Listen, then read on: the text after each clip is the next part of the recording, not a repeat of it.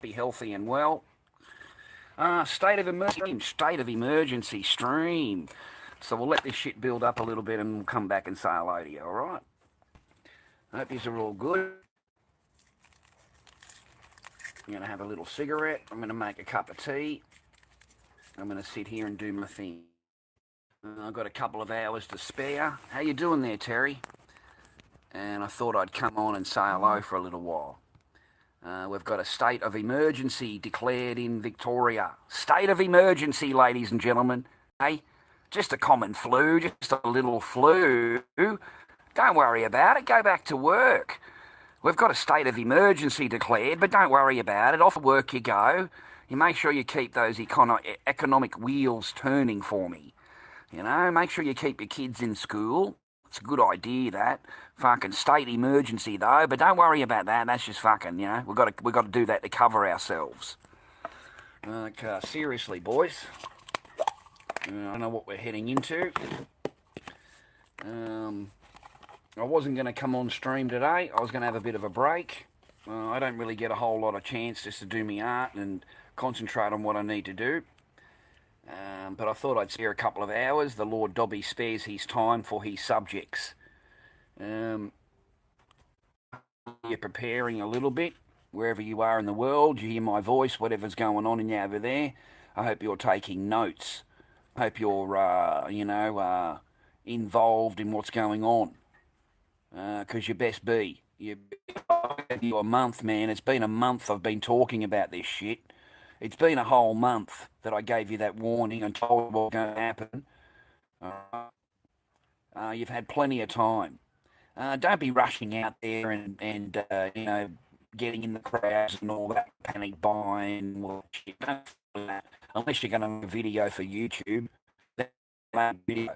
Other than that, just sit back and laugh, man. Sit back and smile to yourself about all these people. Because the planes are there. I said to you the other day, this is just panic buying. As soon as the supply chains step in, all these shelves are going to be refilled again pretty freaking quick. They're not going to hire any new staff. It's still just the night fillers and the day fillers that come in doing the job.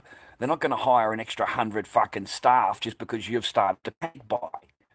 So it takes a little while to filter through to the system. Because I used to work for Coles. I was a perishable manager for Coles. Okay, we never had anything like this, but we did have a few instances where people were in high demand and stuff like that, right? This is just supply chain. That's all it is. As soon as it kicks into gear, you're going to have those semi-trailers pulling up out the back. You're going to see everywhere on the freeway, in the highway, and that's doing that stock from the warehouses. You've got to remember, ladies and gentlemen, everything that goes into a supermarket, everything is bought on credit. Okay, it's a credit system. Okay, they don't have to have 10 million sitting there to stock up a supermarket. They just do it on a credit system. So they get the stock in and we'll pay you in a week's time, yeah? I mean, I don't know if you've ever heard of that, but that happens, man, a whole fucking lot. So I wouldn't go worrying about any of that kind of thing. Just step back, and you'll find in a couple of days' time, just like I did today, you go in there and there's fresh bread, there's milk, there's flour, there's all sugar. It's all been restocked. Because I had a laugh with the bread lady. Because I go to the same supermarket every day. I've only got 2 supermarkets here, ladies and gentlemen. So it's the same staff. So I see these heads all the time, all year long. Now, I had an instance this morning.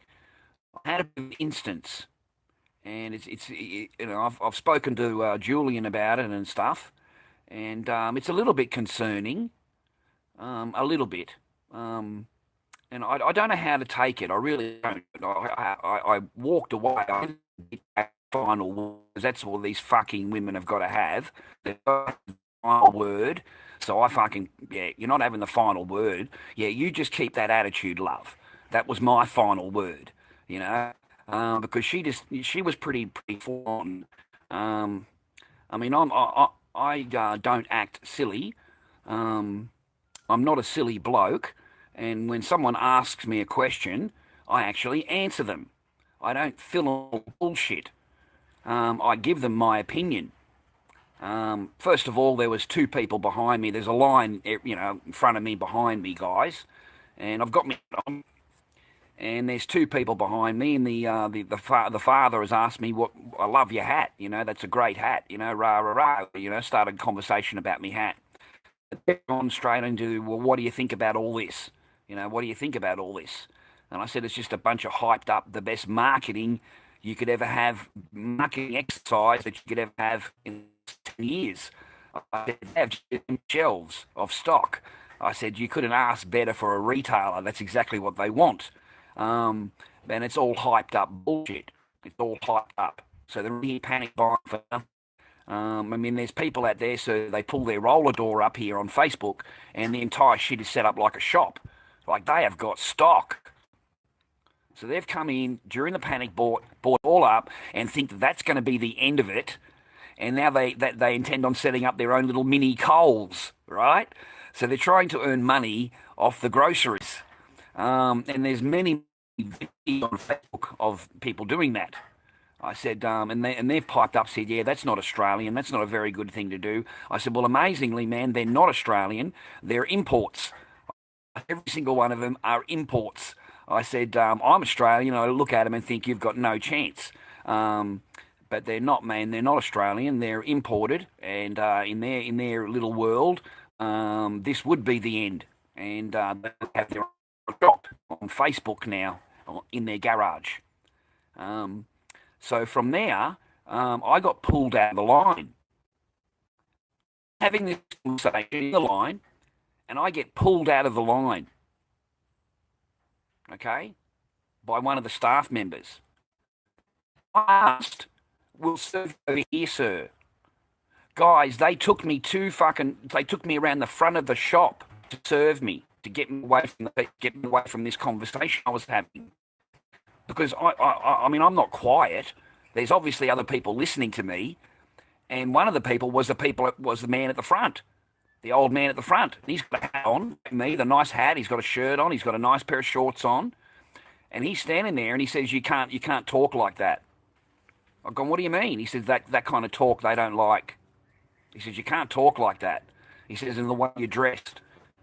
He said, "No, He said, you can't talk like that, dress like that." That's what I was told. And I've said to the guy, so the way you're dressed is great, because he was really nice. So you were saying this, that I'm dressed the way I am, looking like a shit cunt. That's what I said, looking like a shit cunt. I'm automatically pulled out of the line and served in a different thing. And then this one has piped up and said, "Do you feel okay, sir? Are you okay? Do you feel well?" And I looked at him, "The fuck do you think who are you to ask me anything? Do you feel well? Do you feel okay? Because you're asking me a lot of questions about someone that works in the supermarket. Just do your job." I said, "Don't listen to what I'm saying to other people and then you want to judge me on what my words are." I said, "You just do your job." And she's gone, "I do, sir." I started being cheeky, because she's got to have the last word. The thinking fucking feminist got to have the last word. So I didn't let that happen. Every time she said something to me, I just threw it back. All right? No, you're the one asking me the questions. You are escalating the situation. I'm just a customer. I'm a customer. You escalate the situation because I'm a reactor. You see, I'm a reactor. They don't know that, right? Me and you know that. But I'm a reactor, and I ain't going to let no cunt fucking talk. I don't give a fuck who you are. I don't care where we are. And then they want to turn it back like you don't feel well. You're mentally, not right. You know what I mean? That's how I win the conversation. Yeah, I just couldn't believe that I was pulled out of the line because I was having this conversation with the young fella there and the mum, and I go around the front and I'm asked, "Do I feel okay? Am I okay today? Do you need anything?" I said, "Do you feel okay? Do you need anything?" Because, I'm thinking to myself, I don't give a shit what you need. You know what I mean? Like, yeah, then, the fuck you do you ask me do I feel okay? Am I okay today? I'm like, yeah, you know what I mean? Then Julian explained it to me when you got home. When I got home, you have to be a sheeple. You opening your mouth highlighted, okay, following the paradigm. You're not following the storyline. So you will be pulled out of line. You will be re-educated. I mean, in a foreign country, you'd already be in fucking jail. They'd already have your ass just for speaking out of line. He said, let me tell you about the Viet Cong. He said the Viet Cong got so fucking bad that they were jailing people who had glasses. Just because they had glasses, they wore glasses, they'd go to re-education camp because they were presumed to be educated. So we can't have educated. So if you wore glasses, you went straight to the camp, the Viet Cong. So yeah, it gets to that point. You know what I'm saying? So you've got to be a bit stum. You can't tell people that that you're a bit more awoken than what they are, and you try to awaken them. Because I put it straight down to the young fella. I said, mate, when you're my age, you won't have any money. I said, there'll be no such thing as currency. I said, that's what they're after. They're after the currency. That's what all this is about. It's about taking the currency from the people. I said, they want everything on electronic, everything. Everywhere you go, whatever transaction you do, wherever you are, they want it on card. That's what all this is about. That's what the end game of this shit is about. Now, I'm sitting here for on live stream, someone actually talking to you real on what I think is going to happen, my opinion. Now, I know I'm only a shit cunt in the garage, but I can see things a little bit differently maybe than what you can. And that's what I see in the future. That's what I see. That's what I see this game ending. Right? That's the thing for. That's the main goal of all of this. Everything you see, everything you're feeling, everything you're going through is in order to push you into not use at the end of it all cash. They're going to frighten the fuck out of you. They're going to scare you and scare you and scare you, and they're going to do everything they can to push you into a card. I told the kid that. I told him that. I said, when you're my age, mate, there ain't going to be no money. It'll be cashless, and they'll control everything. And that's what this is about. It ain't about anything else. It's not. It's about the cash. It's about the control. Right? It's about the issuance of it all. The whole thing, man, the control, the new paradigm. They want control over it. I fucking told you ages ago, boys and girls, these people do not give up power. I remember telling you numerous streams, man, they are not going to give up an inch of this. They own you. They own me. They own everything. You think they're going to give up any of that? Are you fucking crazy? What world do you live in? They ain't giving you, man. They're going to introduce you to what. Now, the floor of the garage. I could go inside. We'll see how it goes from here. All right? Because I'm comfortable out here. I'm not comfortable in there. All right, I'll say hello to the room. Hope you're all good. How you doing, Test? Mushroom, how you doing there, BF? I hope you're good. Black Pill Radio, thank you very much, sir. Glad you came. UK and US are going to print large amounts of cash for bailouts. Mate, it is going to go nowhere but straight into the billionaire's fucking hand. Listen, man, what you are seeing on the stock market right now is the big boys dumping everything. They're dumping it all, man. And they're telling you and they're telling me to go in and buy on the dips. They're dumping their stock. They're getting out. That's what you're seeing here. You're seeing an entire fucking dumping of everything. All in the red. And then the federal government comes in, the Federal Reserve, and it buys up all that debt. It buys it up. $1.5 trillion. Another $500 million. It's ridiculous. It is putting the country, the people, from the American people, debt, straight into their bank. Straight into their coffers.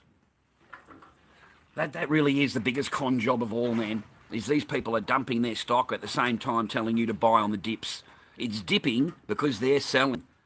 They're unloading, man. They're unloading. All right? They're unloading all they own, getting rid of it, turning it liquid, buying gold. There is a reason why JP Morgan owns the biggest silver vault. There's a reason for that. He owns physical. Nearly 800 million ounces of physical metal. That's what JP Morgan owns. He doesn't own $800 billion worth of fucking, bonds. He owns physical metal. He has his own vault underneath. He bought this huge vault in New York, a massive vault. Wall Street, Dobby. That's it, man. That's it. There's nothing to raid here. Good luck, mate. You'd leave pretty fucking bare, mate, I'm afraid. I spent $30 this morning on some grocery. I don't have a problem getting any of the things that I went up there the other day for during the big panic. And that's all it is. It's a big panic thing. It's the best marketing thing that I've seen in ages. The best. The best marketing I've ever seen. It fucking emptied the shelves, bro. So you're talking fucking millions and millions of dollars. And you're talking really dumb cunts out there that actually believed all this shit. Yeah, they went in there, mate, and filled garages up. There are videos on Facebook, and the entire house is set up like a supermarket. It's wall to wall shit. Like seriously, man, wall to wall, every room. So he's expecting this big sale, right? So he's gone. Because I made a comment on the video, all I see is a bunch of groceries. I don't see any profit. I just see groceries. That's it. I just see groceries. Yeah, that's all I see is groceries. A bunch of groceries on the tables and the walls and all that, yeah.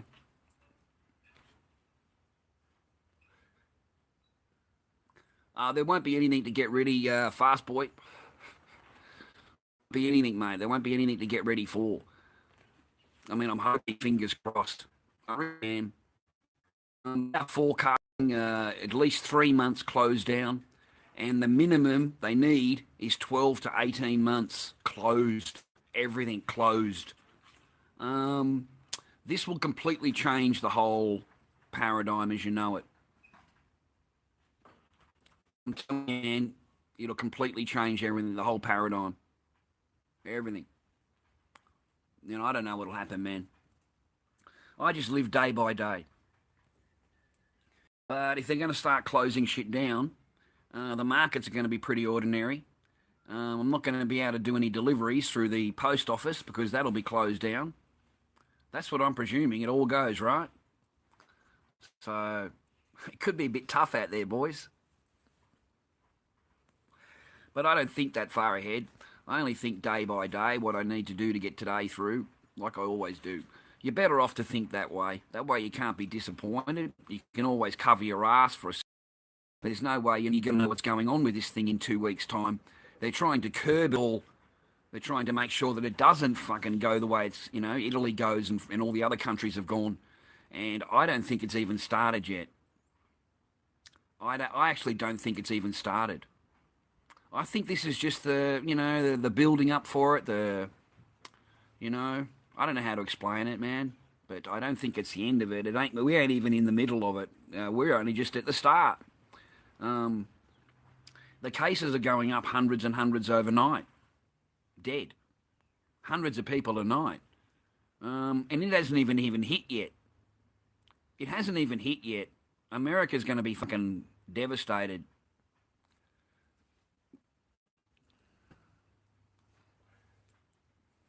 But over here, mate, they're really taking good precautions. You're not allowed to visit old people. You're not allowed to go near their home. There's no visits. Anyone over 500 people outside is banned. Anyone inside of 100 people is banned. Not allowed to have more than 100 people. If you show any symptoms at home, stay at home, that kind of thing. So maybe we can curb it, stop the flow of it. But as soon as those people go back to work, man, as soon as it's all sweet, they a month, 2 months, whatever it is, they think it's fine, and they all go back into work, that's when it's going to fucking hit again. It'll peak again. So I don't know where this is going to go, man, but I was listening to one bloke this morning, he reckons 18 months. It needs total shutdown, 18 months. No travel, no nothing. Everything clean. You have to clean the shit over and over. And it being aerosol, isn't too good. It can live in the air apparently for 3 days. Like, fuck me. So the cunts are walking around festering the shit up, man. and they want you to stay up away from people. I like that new saying they're coming up with now, which was created by the big elites. The new saying, social distancing. Social distancing. So you're supposed to stay a metre and a half away from every single person you're around. So it's really going to divide everything up, and I don't know where the next month is going to go. I honestly don't. £2. Hey, thank you very much, Sarah. Kaboom me, daddy. Such a turn on for me. Oh, darling, I've got better ways to turn you on. Just imagine me slapping that ass. Oh, that's all you got to do. Just imagine me slapping that ass, Lord Dobby, fucking going mad on it, man. Like a big fucking stallion, a big raging fucking stallion, mate. All right, that's all you got to do. Send me a nice picture. That'd be good. Send me a little picture through Messenger. Even that's what we need to be doing. Thank you very much, darling. I appreciate it. I'm only having a laugh with you. You know that. But I don't want to kaboom to support me. I don't want to kaboom you because you actually supported me. So I appreciate that. I appreciate that. Thank you, thank you, thank you. Been doing a lot of artwork. Been doing a lot of arts. Kind of slowed down a little bit. I want to get a few clowns out. I want to get 3 or 4 clowns, raws, and then do the clowns. I'm sick of just doing one clown, and that kind of thing, right? Sarah donated. Yeah, I got that €2. Is that a euro? Is it? I thought it was a pound. Euro. That's double ours here, man. Did you know that? That's WF. That's double here, man. She'd do really well if she came on a holiday here, because she would get twice the value for her money. It was $4. So it's amazing how our dollar is compared to others. That's amazing. It's double. Get off track here. So we're on fucking lockdown here. Not lockdown, but full state of emergency here in Victoria. State of emergency. ScoMo looked good. He was on the camera this morning. He looked well. He didn't look like he was coming down with anything like that. So I'm really happy that our illustrious leader is fine and well. It's always good to see his smiling little face. He gave plenty of rules and regulations this morning on the TV. It was a pretty long one, 40 minutes or so it went for. Plenty of new rules to live by. He's living by. And he's telling us he's taking his kids to school. Everything is great. We've got to keep the economy going. His main thing was the economy. We've got to keep these people working. We can't shut down the country. We've just got to try and curb it. If you feel sick, stay at home. Don't visit old people. A whole bunch of and a half away from people, and no large gatherings and small gatherings. Keep away from them. Exactly what I was telling you this shit a month ago. I really was. So now I think the thing now is it's just scare the shit out of everybody. Really panicked about it. The numbers are going to go up. Hopefully here in Australia they don't close everything, because that would be really, really bad for the economy. Seriously, it'd be devastating for the whole joint. So you can understand why America doesn't really want to close, because it'd be 30 times more there. But once it hits there, oh my God. Yeah, you better brace. It's going to be a plague. If it hits the homeless, out, man. Forget about it. Seriously, the whole joint will go. The whole place will go. Because there's so much homeless there, it's a joke. They live on the street, they defecate on the street. They got to have poo patrols over there, clean that shit up. So it's Africa. I'm really surprised that it hasn't hit there yet. Maybe it's a matter of time, because apparently we're behind the rest of the world. Month, 3 weeks apparently. We're behind the rest of the world. So they're trying to stop what's happening in Italy. They're trying to stop here. They're trying to stop it from happening here. So we're more, the regulations are fine. That's, everywhere you go, you got to they have hand cleaner, and you got to sanitize your hands before you go into the office or something like that. So that's good. I didn't know whether I wanted to talk about that or not, but I may as well. Hey, Fast Boy, you there? Hey, Fast Boy, you kicking around, fat cunt, or what? Sorry for calling you a fat cunt, but you kicking around, man. I got a little story for you. I got a little story for Fast Boy. He's gonna love this. He's going to actually appreciate it, you see, because he's been in the stream a long time and he's seen me go through a lot of shit. So he's actually going to appreciate this story a little bit more than maybe most of you will. There you go, Fast Boy. Good boy. Hey, Fast Boy. Little Lord Dobby, mate. Little Lord Dobby, mate. Charles Barker's fucking dead, right? He's gone. The person that exists now is fucking entirely different bloke. He doesn't think the same way. So I was thinking to myself, you know, this big long con, you know, a whole working, everything that she's done to destroy this fucking marriage, everything that she did to destroy it, strangle it and fucking kill it in order to get what she's got, right? So I went up and got a lawyer, Fast Boy, and I put a caveat on the fucking property, my friend. I put a caveat on it. So as paperwork comes through, hopefully it'll take that fucking throne and that pedestal that I gave her and takes it away from her. Makes it realise that you don't know fucking shit. You don't know nothing. I've got a caveat on the fucking joint. So you want to do something with it, you got to talk to me. So your long con and all of your shit you just went through at the 11th hour, yeah, Lord fucking Dobby just put a fucking big block on that cunt. Fucking boom, bitch. Fucking deal with that. So I don't care what lawyer you are. I don't give a flying rat's ass. Your big con job and everything. You thought the old man would just walk away with his clothing and lose that. Yeah, that shit ain't fucking going anywhere. That's a Barker fucking simp fucking motherfucker you're talking to.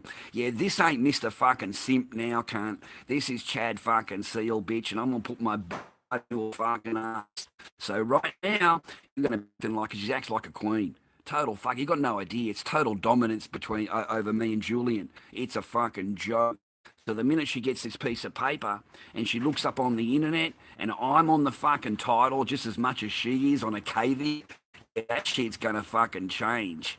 She's gonna hit the roof, Fast Boy. You're gonna hear that bitch fucking scream, mate, from fucking where she is now. You're gonna hear her fucking screaming because all of her planning, all of her thing, man, has just gone to fucking gone in the air. You can't just. The lawyer told me. He said, I've had clients sitting where you are, and I've looked up their property, and it's already been sold.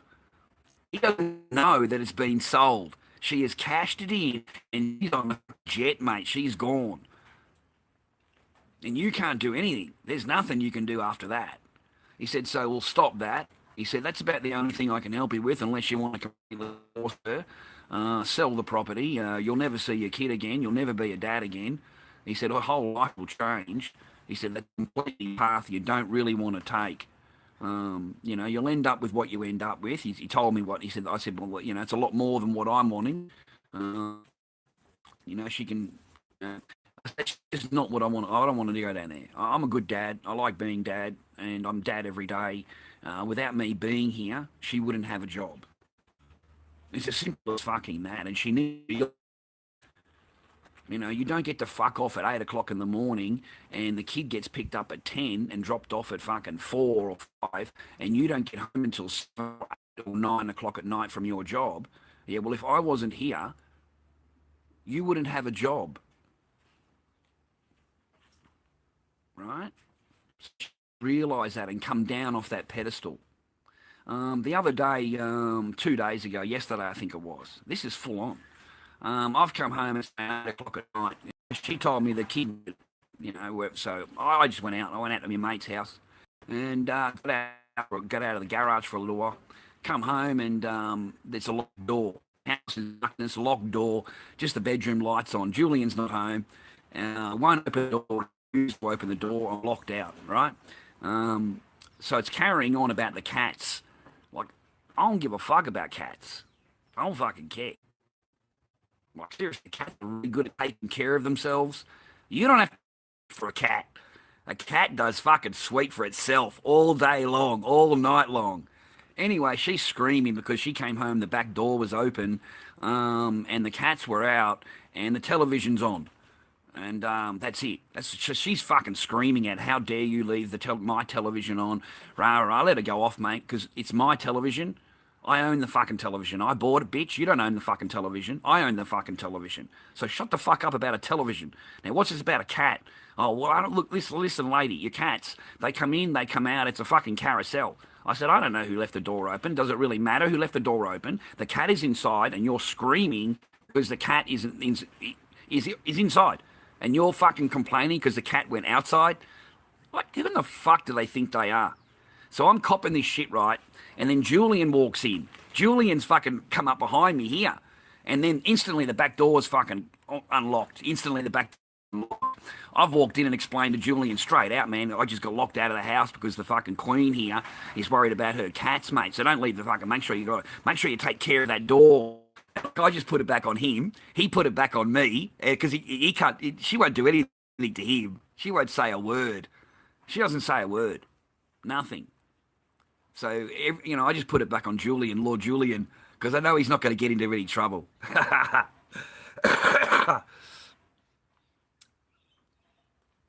you doing, Vivan Rajesh? Charles, you need to unite during these times. You got to lead, lad. Yeah, well, mate, you can't lead someone who is who is a leader herself. You can't tell these women anything, man. Like, seriously, like, they are men. They're not women. They're men. You got tits. They got fuck. They're men. They're women. Listen, mate. Look at Rocky Rena. He's got tits too, mate. Go and suck on those fucking nipples, right? No, mate. Just because they've got tits doesn't mean they're women. They don't. They'll sit there and ignoring you, and they'll do the ignoring you. So no, there is no point to anything like that at all. The only way a woman will listen is if another woman is telling her. Right? That's it. They don't listen to you. They won't listen to you, man. Doesn't matter what masculinity you've got or anything like that, or you want to be a complete simp or fucking just agreeing, whatever. They'll only believe you if it comes from another female. This is just inherent. That's just the generation. Because you're lower class than them. You're a lower class than them. You think you're equal. No. You're not equal in their eyes. They're the boss. They don't need you. They're a single woman and they can do everything. This is gold. This is you want this? This is gold, right? Man, they actually think like men. They actually think like men. Thank you for the donations, ladies and gentlemen. I appreciate all the support again. I won't be able to on the 22nd, I think it is, or 21st. So I do appreciate any help that you contribute. It takes time and stuff like that. I don't know how I'm going to do I'm going to pump the masks, but I don't know how I'm going to deliver them, and the post office. Oh my God, that would be a nightmare. And PayPal have got their rules. When you list it and sell it, you've got to wait until the customer gets their delivery and leaves you a feedback, and then you get paid. Security, that's normal. So I've got to come up with fucking cash, man, to mail these masks if I list them. I don't know how I'm going to do that. I spent most of my money on food. I just recommend you doing that. Just get a little bit extra. I've told you that many times, but I tell you again, it doesn't hurt to have a little bit extra food in the fridge and food in the freezer and stuff. It saves you going out and buying food. But I don't think you're going to have, I don't know what's going to happen in the future with all the rest of it. Whether it's going to be full lockdown and no one's allowed to go anywhere and everyone's locked inside and room. That's going to be a huge one. Better learn how to bake bread. That would be a good one. Learning how to bake bread. It isn't very hard, and it could be a lot in the future, and you don't have to go out and get it. And it's very easy to make bread. So that's a good one to learn. Learning trades is a good one. If it all goes on top, the people that have learnt a trade are the ones that will be able to work through it because they can do private work. They can come home and do the work. So learning a trade is good. Electrician, plumber, all that kind of thing. That'll come in handy in the future. Trades, engineering, that kind of thing. Builders, plumbers. They'll be fine. They'll be able to work their way through. The rest of them is going to have a bit of time, but apparently the government's going to take care of them. They're going to introduce a universal wage, thousands a month, a universal wage. So it's supposed to go into people's bank accounts. So that'll be interesting. I don't know how they're going to work that, except put the country into debt to the banking people, which is exactly what the banking people want. Incredible, huh? So it'll be easier for the country to go into debt. It's introduce the no cash system. They'll tell you the cash has virus or can, sorry about that, can keep the virus. You can catch the virus from cash, which I did warn you about ages ago. I told you, wash if you're a retailer to wash your cash. So they'll come after that and they'll tell people that people have been getting sick of currency. So they'll want to take the currency out of the market. So all the cash that goes into the bank, they'll destroy. They'll destroy it and have less cash, less of the actual paper in the market itself moving around, and push everybody onto your card. With your card, you're going to have transaction fees.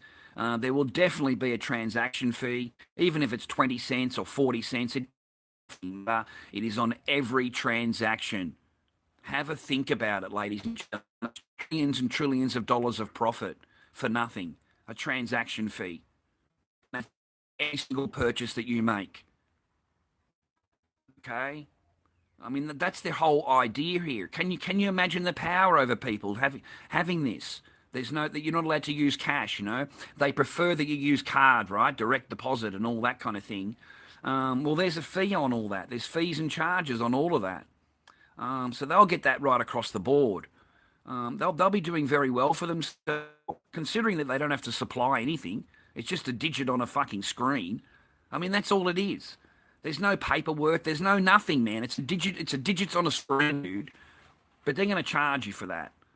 The fees and charges. So that's to tie everybody up on the. So they'll be able to track you. They'll be able to know what you're doing, what time you were there, everything. Think about it, all that information. They can tie that into your Facebook. They can tie that into your social media. They can bombard you with ads, bombard you with suggestions. From there, they can go to your family and do exactly. So all that information is worth trillions of dollars. All of that.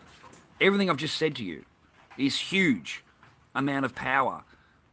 It's being handed, just given to them. Just, without even an argument, without even a thought. But for them, they want more.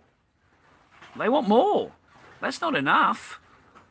I mean, these are the same people that were in the Royal Commission not more than 4 years ago. And they were proven to be liars and cheats and things. All of them. Just total fucking liars. And they stole millions and millions of dollars from people. Fake bank accounts they opened up and all kinds of mortgage things they opened up and fake this and fake that. That was the bank.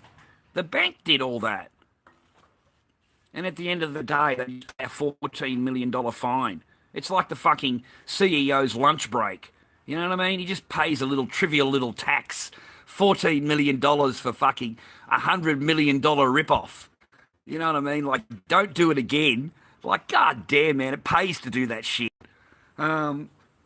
People are dying needlessly. I am not joking. 110% serious. Look it up. Vitamin C can't defeat virus. Cortisol can't defeat. It can defeat virus. And cancer, if given in large doses on HIV, Big Pharma hates it because it's free. Yeah. They're going to earn billions, Linda. The idea is to earn. It's not to heal. It's to earn. Cancer will never be healed. Cancer never be healed. They'll never find a fucking cure for cancer ever. Ever. And the reason is that it's worth more as a research than it is as a cure. I mean, there's no money in a cure. There's none. There's no money in a cure. But there's plenty of money in research.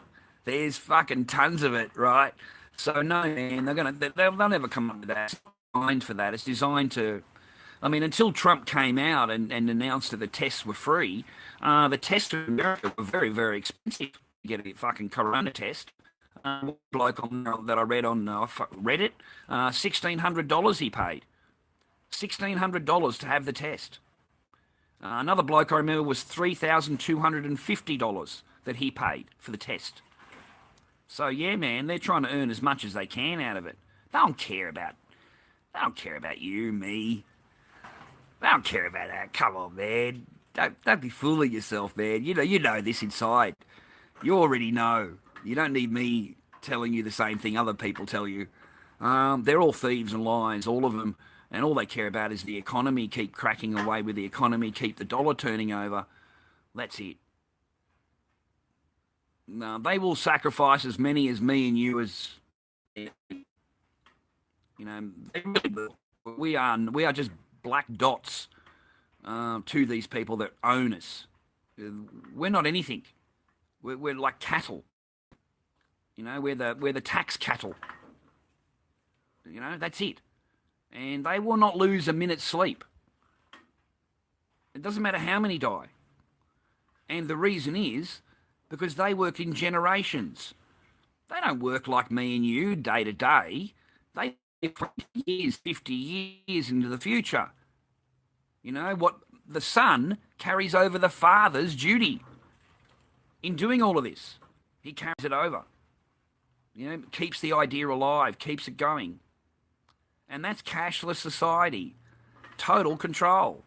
I'm telling you, boys and girls, that's where it's going. That's where it's going to end up. All of this shit. By the time they're finished with it, when they're all said and done, and they've scared the fuck out of you, cashless society will be introduced.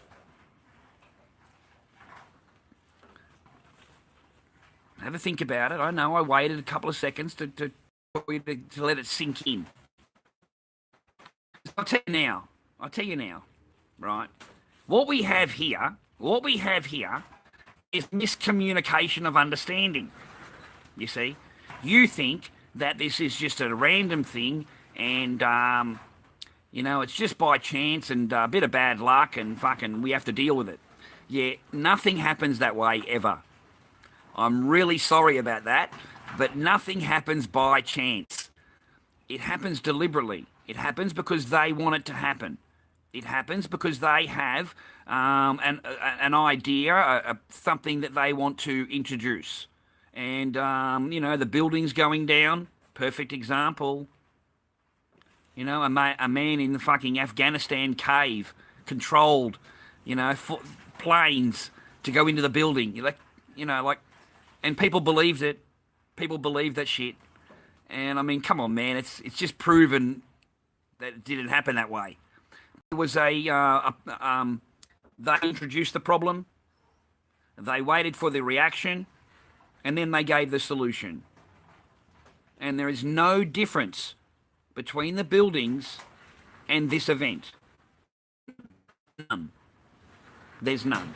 Not to these people. To these people, it's an event. It's an event for them to institute whatever they want to do and to institute new law and whatever they want to do, man. It's been around for a long time. It's called Hegelian dialect. That's what it is. It's called Hegelian dialect. It's been around for hundreds of years. Problem, reaction, solution. You'll find a lot of people talking about it. David Icke talks about it. He goes through it all. Chris Duane, you'll find a lot of people on YouTube with it that can explain it to you. And it is absolutely 100% bang on.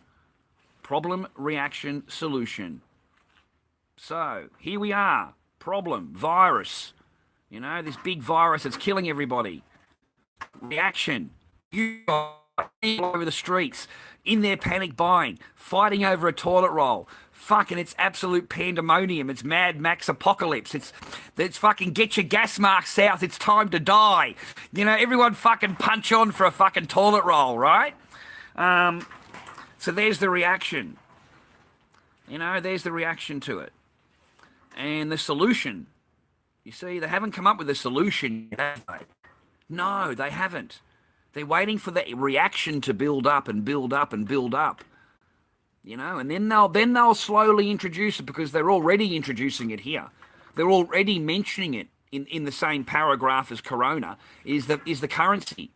Make sure you wash the currency. Don't handle currency. The less transactions you do, the better with currency. Just use your ATM, your card. It's a lot safer. Everywhere you go, you just have to tap. Swear to God. So they're already hinting it here. That's what gets it in my mind. Because there's always a bigger picture. I've been trying to step back a bit. Just trying to see it as a different angle. Yeah.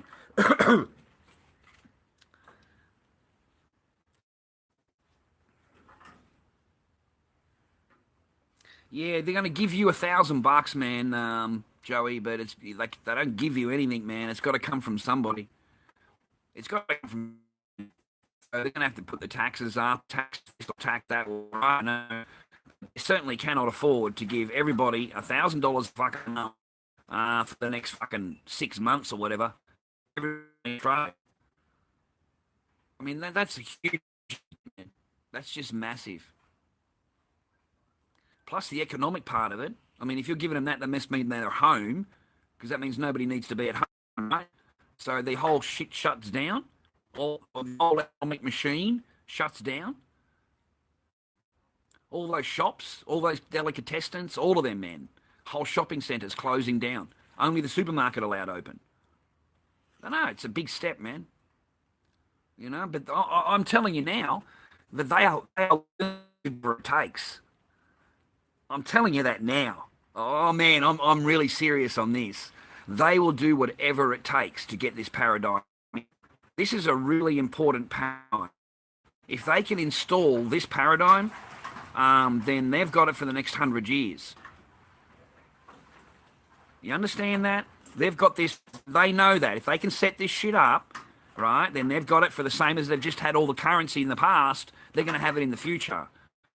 They know that then they can start issuing currency on the computer at interest, and it doesn't even exist. There's nothing there. Charge interest on that, boys and girls. Like, what the fuck do you need a bank for? What do you need? The government should just issue its own currency. I mean, now it's going to be issued electronic currency at interest. How perfect if you're an elite. How friggin' perfect is that? You don't give them shit. Charging interest on that. Wow. Think about it, man. That's huge. That's huge, huge. More than huge. Entire generations are only going to be running on the card. And your family is going to earn out of every transaction in the world.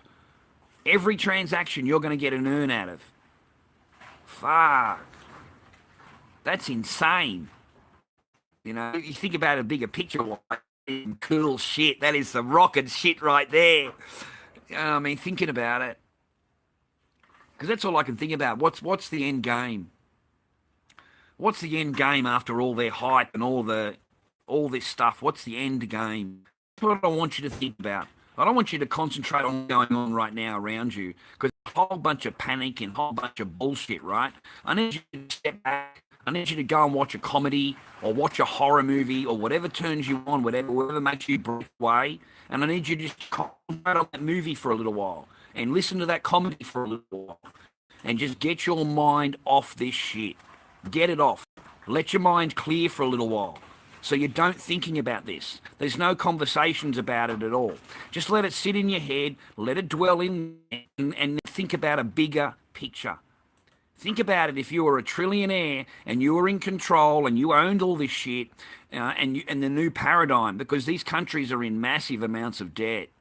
Massive amounts of debt. Every single one of them, man. So they've wanted the new paradigm with electronic, man. Cashless society, get everybody tracked, everybody trading, everybody doing it electronic. The banking system earns out of every single transaction. Every transaction they earn money out of. Now, before you with this a little bit, occasionally, you wouldn't have to pay tax on something, their GST or whatever it is. Well, everything can be taxed. Every transaction can be taxed.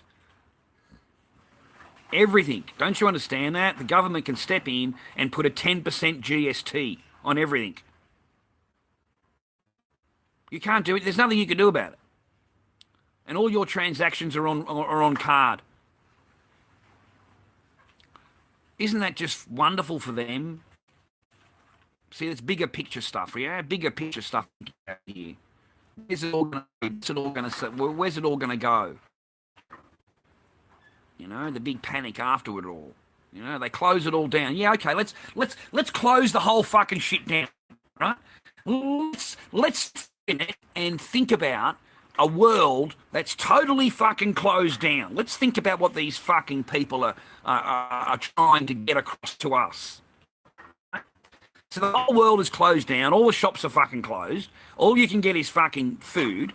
And the only money you can get is on your card because you can't use currency because it's been outlawed because it may carry a virus. And everybody's scared of using currency. So you can only use your card. That's all you can do.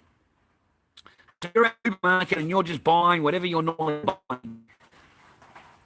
But now everything has a 10% GST on it. Everything you buy. Everything. All right? There's one. Not only that, but the bank is going to earn out of the transaction. And it's going to know exactly what you bought, right? Even the time of your month, girls. Even the time of your month. They'll fucking know. Because it's the way you bought that you buy your shit. Right? They'll be able to time it, man. They'll know that shit, dude.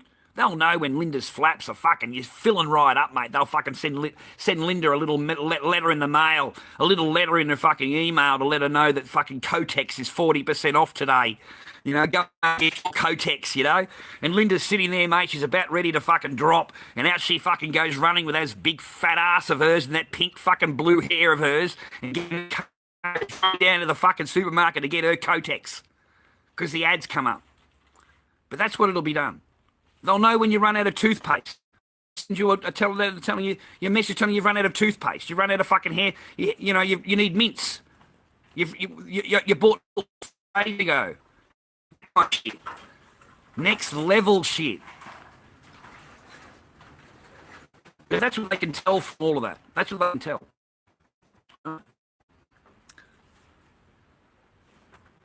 I don't know about your flaps, you wonderfully horrible, disgusting person. We have a good laugh, Linda. Good on you, Dale. She used to get really offended at me, ladies and gentlemen, when we first started. Oh, fuck, I used to give Linda plenty. But nowadays she knows she's all right. Who do you want me to kaboom? I'm happy to kaboom, cunts. I don't care. I'm just sitting here bored. Oh, no, we're just laughing. Okay, that's good. Listen, man, it's not an epic conspiracy. It is, the conspiracy today was shit that I was talking a month ago, and you're now just realising what's going on. I mean, I told you this a month ago. What I want you to, when you come into my stream, give you all the big panic bullshit and the panic, everyone's going to die and all that fucking shit. Yeah, fuck all that, mate. I don't believe any of that bullshit. I think it's all fucking shite. I don't think you should fall into this marketing fucking campaign, which is what I believe it is, the best marketing campaign out there. I think you need to keep it real. Yes, mate, there is something out there. There is something out there that is hurting people, that is killing people and all the rest of it. You should keep yourself isolated. You should keep, if your kids are in school and you can afford to keep them home or you're at home, then I would keep your kids at home. I mean, in 10 days is school holidays. School holidays here for 2 weeks. So what's the difference? It's 10 days. You might as well just keep them fucking home, right? Send the kids home. They're only doing it because of the economic part of it. That's all he cares about. Is because the medical people have kids. So the medical people won't be there to take care of people. That's all he cares. He doesn't give a fuck about anything else. He just wants to keep the wheels turning. But I don't panic. I'm thinking, because I walk away, I watch a comedy. I go and watch a bit of Addams Family. I go and give an ass a tickle. I might even fucking slide a finger in occasionally. It's fucking fantastic. Might give me balls a little scratch. And then I overthink about things. I make a cup of tea and I sit back and think, man, there's a bigger game. There's always a bigger game. We've got to work out what the bigger game is here. Where are they heading with all this? What is the finalities of this? Where is it all going to fucking end up? Because already a plan on the table. You can bet your fanny that they've already got this shit planned out. They've already sat down in the big meetings and wherever they are, G20 and fucking, all those people up shit, and they've already done all this. They've already done it all, bro. They've already pre-thought about it, pre-planned it all. You know, when they're going to issue it here, issue it there. Now they're trying to tell us there'll be a vaccine within 12 months. Yeah, fucking bullshit. Look, you're looking 18 months, 2 years away. All right, 18 months, 2 years away before they can even develop a fucking vaccine for humans. And whether you want to take the vaccine or not, it's your choice. I ain't fucking taking it. I sure as shit ain't going to be the first fucking 10,000 people lined up to get the first shots of the fucking coronavirus fucking Wuhan fucking flu vaccine. Who knows what's in that shit? Who knows, man? Stepping up to do that shit. I wouldn't be stepping up to be the little guinea pig to see if the fucking shit works or not. There's no chance. You know, and they'll make it mandatory, man. They'll make that shit mandatory. All right, the kids have to have it before they can go to school. You watch, they'll make it mandatory. So now there's another vaccine my kids could fucking have before they step on a school grounds. So it's mandatory. It's not free will, you know, because I don't like vaccines. I don't like them. I don't give a fuck what you say about them or how you think they've helped society and all that. I don't like them. And the simple fact is, this is a simple thing for me. I'm a pretty simple guy, all right? Now, if I walk into you and you're a doctor and you want to stick a needle in my arm and I ask you what's inside of it and you say, well, I don't know, yeah, well, you're not sticking no fucking needle in my arm. I mean, seriously, man, you're a fucking doctor and you don't know what the shit's in this shit and you want to put it in my arm? Put it in your own fucking arm. You know what I'm saying? Like, I don't have to be a smart cunt to fucking realise that. So the second thing I asked the guy was, the insert then. Before you put it in my daughter, or before you want to stick a needle in anybody, you should provide the insert. He's gone, well, what do you mean? I said, don't act, you know, because then I'm thinking to myself, now he's acting stupid. Now, you want to act stupid, you're a fucking doctor, you want to act stupid, which makes you think I'm fucking stupid, right? Well, that ain't going to fucking work, right? So I said to him, mate, you know, let's not play. Let's not play. You know what an insert is, I know what an insert is, but you can't give it to me. You can't give me the insert for any vaccines. You know, you can't. Why can't you do that? They refuse. Any doctor will refuse to give you the insert to the vaccine that they're willing to stick in your fucking arm. And you want to know why? Because that's why they don't want to give it here. There is a reason, you know. Because on the insert itself, it says not use. It says don't fucking can have side effects of this, and this, and this, and this, and this, and this, and this, and this, and this. Not for human consumption. It'll have it on the insert, man. All right, and that's done the legal shit. It's legal shit. That way you can't come back and say that you didn't, it doesn't do that. Because we've already put it here. That's one of the side effects. So you can't come back and sue us for that. I swear to God, you know, you try and get an insert. All I did is ask for an insert. I just wanted an insert. Give me the insert from the vaccine that gives you the information about the vaccine that every single vaccine has. It's wrapped up in it. It comes in it. That's the insert to it. Every vaccine has one. It's to cover the legalities, to cover the fucking ass of the country so that you can't come back and sue them. And you can't. There is no legal way. If anything go wrong with the vaccine, there is no legal courtroom that you can walk into. There's none. They don't exist. Not for this. Not for that vaccine. None. Not specifically for that, no. In all countries, they've covered their ass, these companies. And it comes back to the government, and you have to take care of yourself. No, they will not take any responsibility for that at all, because it's in the insert. And when it gets to court, they pull out the insert.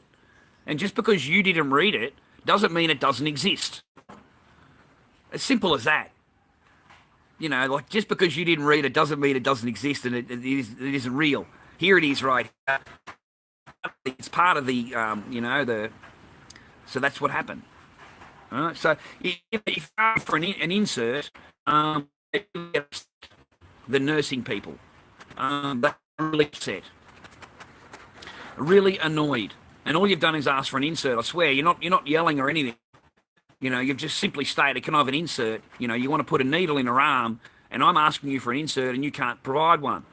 And I'm asking you for it, right? And you can't get one.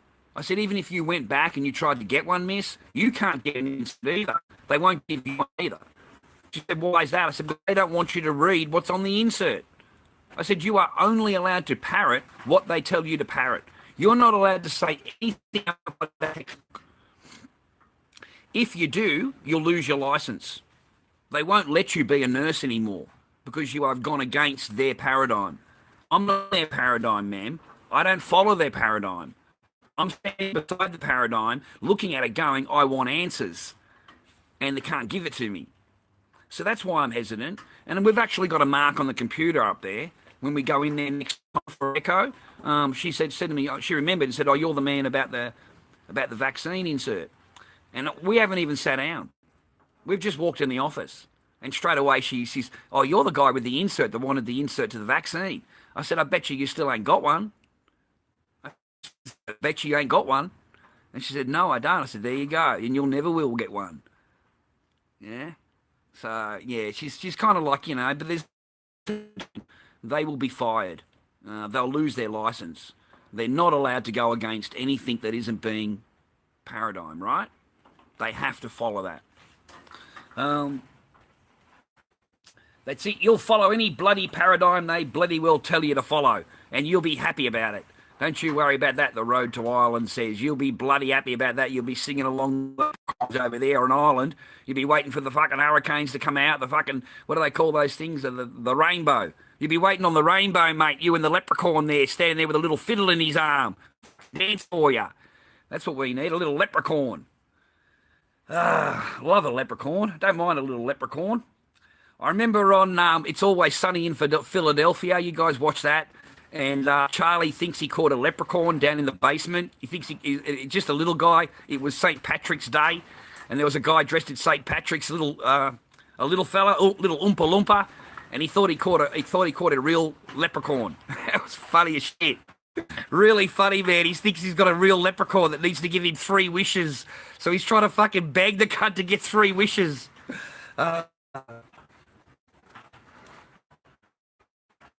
No, I've got some coffee milk in there, Black Pill. I've got some coffee milk in the cupboard there, in the freezer, freezing away. Yeah, I went down to get some milk and some bread for Echo, and I didn't have a problem, man. The meat section was empty. There was plenty of bread, plenty of milk, plenty of coffee milk. Just the deliveries need to get through. That's all. You had a lot of panic buying, man. And a lot of them were in. It's just a fact, man. The pictures on eBay, man, they were not Australian. They were freaking Pakistani or Indian. That's what they were. I mean, that's just a simple truth of that. And they had hoarded all of this stuff, like an entire house full of stuff, and all with like a supermarket, all got prices on it for you to come in and buy. And I laughed. I mean, I thought to myself, man, this joker really does think he's in fucking India somewhere.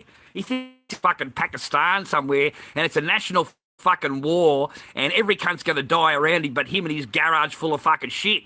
I mean, seriously, man, he thinks it's going to be pandemonium. I really did feel like riding on there, Fast Boy Craig's here. I thought to myself, man, if cunts like me and Fast Boy, if we were that desperate, yeah, that cunt going to get nothing.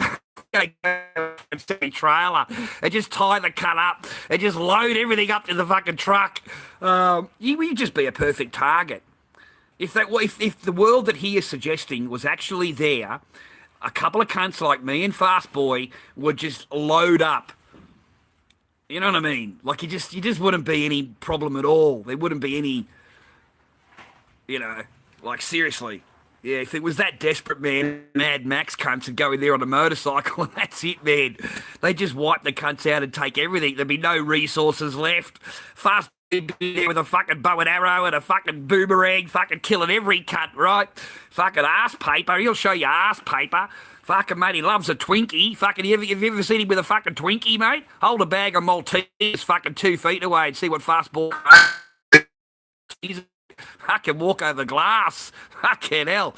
You don't want to put a family in between him and a bag of Maltesers, mate. Loves a bag of Maltesers. But that's the first thing that I thought of. I thought these silly people, if the world was as they are thinking, all it would take is a couple of blokes like me, and you just go in there and bash every cunt in the fucking house, and you take the lot. I mean, it wouldn't last very long.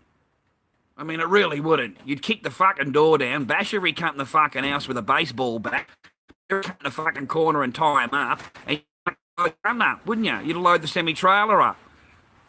I mean, you know, like having all that shit without defending it, without unable to defend it, yeah, you're an idiot. You're a turkey, son. You're a big fucking wall, mate, for cunts like me and fucking fast boy Craig, mate. Fucking get in there. Fucking love that shit. But you know what I mean? But that's what would happen. That's really what would happen. You know, I mean, you know, no offence or anything. I've only got one kid. Fucking, I think Fast Boy's got a few kids. I think he's got fucking 3 kids or something, man. You know, I couldn't imagine, mate, what he would do if he fucking knew and he couldn't get, and this cunt wants to hoard. Yeah, it wouldn't take long for the animal to fucking snap, and all you would be the same. You really would. You wouldn't worry about it because the cops are fucking on holiday. Everybody's on holiday. The only people open are the fucking hospital. So basically, you can do what the fuck you want. They can't take you to court. They can't put you in jail because they can't put you in there. You know what I mean? You just tell them you've got coronavirus. You just start coughing. When the cunts arrive, the blue coats arrive, just start coughing. Everywhere, right? The cunts would fucking run, mate. They'd have the shields out. They'll have the shields out, the hazmat fucking suit on, hazmat suit on, right? Trying to block your fucking cough. No, the whole fight will fucking close down. So there's no one for him to call. There's no third party for him to call. And no, you just take the fucking phone lines out. You right away. As soon as you get on the property, you go straight for the phone line. Tie the cunt up. If they open their mouth, you give them a slap. And fucking tie the cunt up. Tie that fucking... You put a fucking gag on her fucking mouth.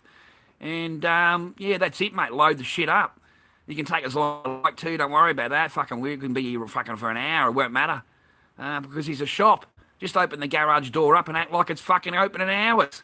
And leave it open. And put it all out on the driveway.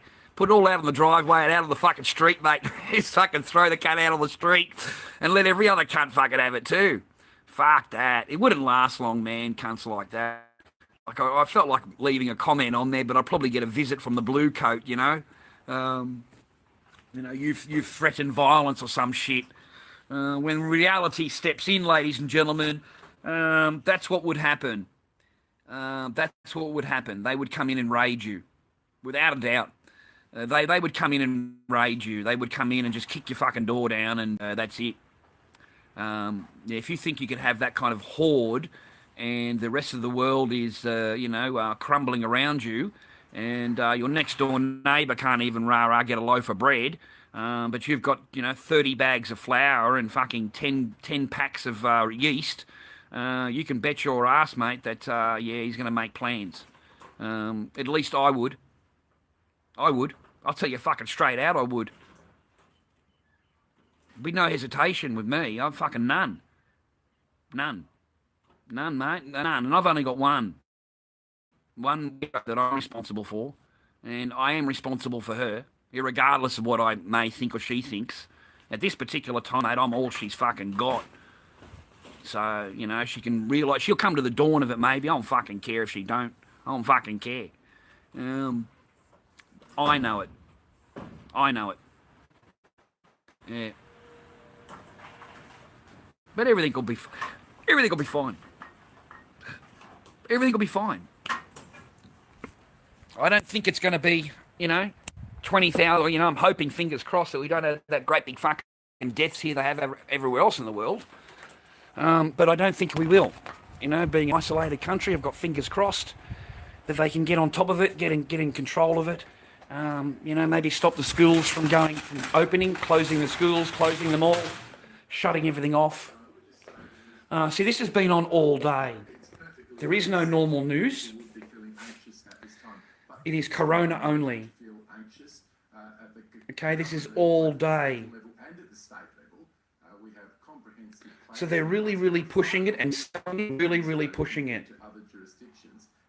And whereas a few days ago, they were telling everybody just to go back to work and not worry. So they're really, really selling it, is the way I call it, selling it. So they're demanding that you stay home, demanding that you don't go to work. That the public is demanding that schools close and nobody go to school. Um, so it is getting quite here in Australia. I went this morning to do some shopping. I spent another $25 on shopping. I have fucking 30 something dollars left on me in cash. So hopefully I can pull out. I was going to go today, but I got a bit hesitant, and I had to wait until 10 o'clock before Echo went to school. So there's no good going to the market at 10 o'clock in the morning. I wanted to get a drink, man. I'm parched.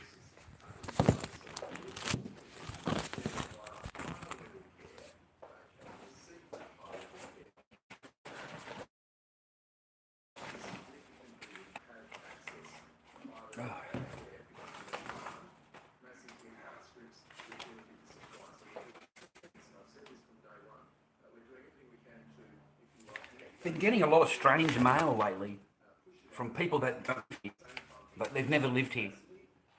Australian Government Department of Health, Colin Atkinson, and never had this person here ever.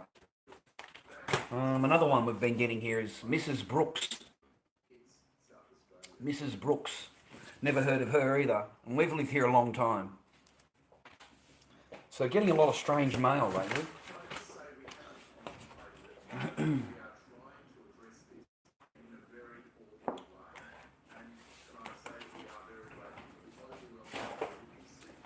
Right, got some cookies. Cookies.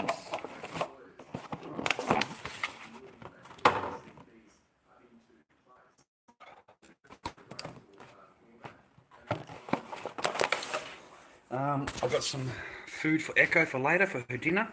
She's got half for her. She'll love that. Loves chicken, and man, she loves chicken. And got some fair amount of groceries. A lot of frozen foods. This is all her stuff. The chips. Obviously, limit on 2 bags of frozen chips. You're not allowed to buy more than two bags. We've got all the milk is mine. She doesn't buy milk. Julian likes milk, but he buys organic milk. I don't know what. I'll give it a try one time and let you know. Well, that's not it. Sorry. This one over here. He drinks this brand. Organic lactose-free milk. It looks like it'd be nice. It's got a gold sticker on it, so it must be pretty good. I've never tried this brand. I don't know where get it from. I can't see it in the supermarket, so I don't know where he buys it. And he likes his cheeses, Lord Dobby. Lord Julian loves cheese, mate. All right, he's got plenty of blocks and blocks of cheese. It's Camemberts, Strong and Bitey's, Bryce. He likes this kind of coffee, organic coffee, fair trade coffee. It's really tasty, guys. Really nice. And he drinks organic stuff. He eats organic food. Drinks organic milk. He only eats organic stuff. I don't know anything about it, ladies and gentlemen. I just drink. I don't care. I just drink it anyway, man. It doesn't have to be anything for me. I just drink the shit. I don't care.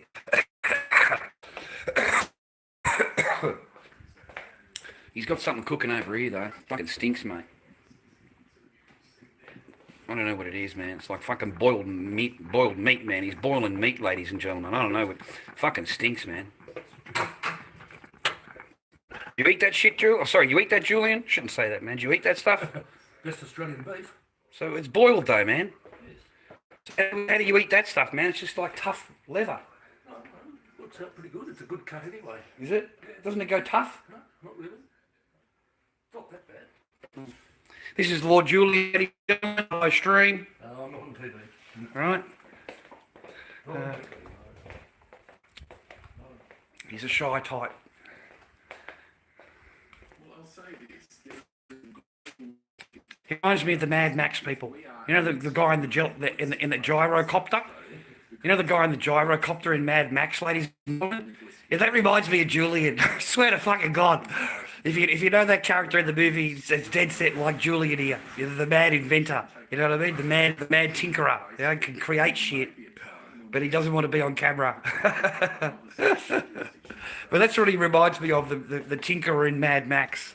I swear to God, if it does come down to shit, man, and you got to fly over you, yeah, that's just fucking Julian, man. Okay, it's just Julian. He's just cruising. He's just cruising in his giant copter. I think he's gone out for the day.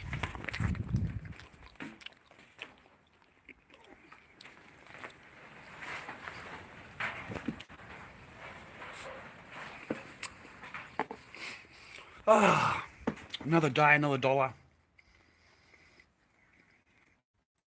No, Talis doesn't.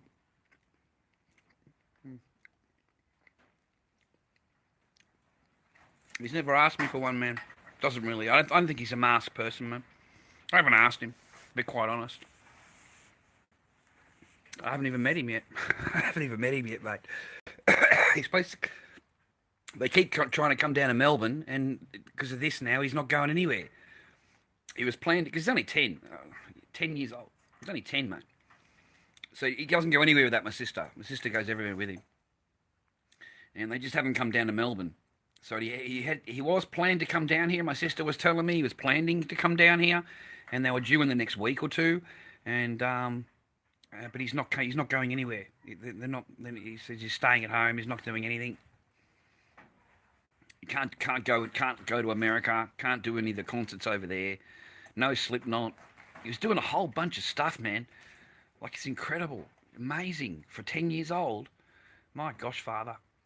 I wish my dad had introduced me to a guitar instead of introducing me to a box of stock in the back of a truck. Yeah, it's a wonderful thing, man. It's a wonderful thing. So that would have been good. So I didn't get to meet him yet. They live in New South Wales, man. I'm amazed, Fast Boy. Absolutely amazed. Like, I sat back and watched him and totally amazed. The kid loves the guitar. Loves the guitar. For it. A prodigy, they call it. Prodigy. No wonder he's in concert with these people. No wonder he's on the stage. I think it's amazing, dude. He's going to be on the stage with Slipknot, and he's been on the stage with... I've gone, what? You serious? He's been over there, he's been doing that. And I'm sitting in the garage with my finger up my ass. Fucking hell. That's a different side of the world, isn't it, eh? You know what I mean? Good on him. Good on him, sis. That's what I said. Good on you, sis. Fucking good on him. Absolutely good on him. You know, enjoy your life. That's what it's about, enjoying your life. Yeah? And it's a wonderful experience, meeting all that and doing all that. At that age, you can do it all now and get used to it all. You know, at 16 or 17 or 18, you know, it could be pretty bad because they'll just introduce him to the drugs. The parents aren't going to be there all the time, yeah? So at least he can get it all done now and enjoy it now and get used to the lifestyle and used to these people and no. But it is amazing. Absolutely amazing. Absolute hats off. Good on him, man. It's a good family unit. You know, he's got a good family unit. His sister is also very, very talented. Just got signed by some record label. And she is also a Farrant. Something Farrant. I'm sorry. I really am. She plays the drums, Fast Boy. And has been signed by big famous people to go over to America too. And backups and things. It's just amazing. Just two kids very talented, I suppose, and being let loose, you know, no control, just let let it flow, right?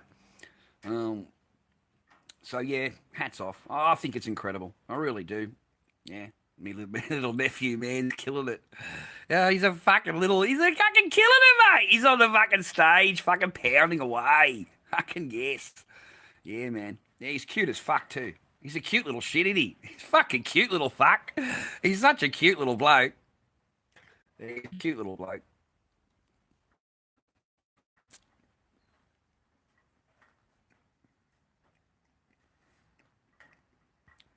Oh, is it the brother that bought the gun? Oh, was it Diane? I haven't watched it, so I didn't watch it all. Yeah, she's very, very good on the drums. Very, very good. Insane. Went on tour with him and got signed and all kinds of shit. She's 8 years old. She's 8. and goes absolutely spastic on the drums. Fucking great drums. Insane. Oh, good on him.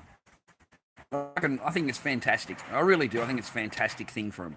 Great experience for him to do all that. I don't think they're going to go anywhere for a long time, though, now. I think America's going to be closed off for a little while. I don't think anyone's going anywhere. Wow. I didn't watch it. Sorry there, Diane. I didn't watch it, mate.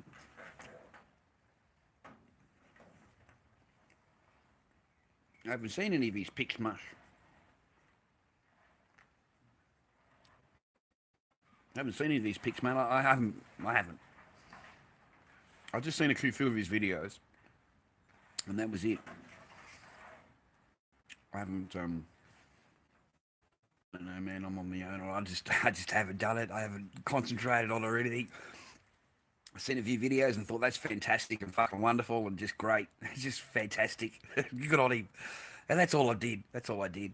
I don't go on there like you do. I'm his uncle. So I don't care. I don't give a fuck. I honestly don't give a fuck. Come here, you little shit.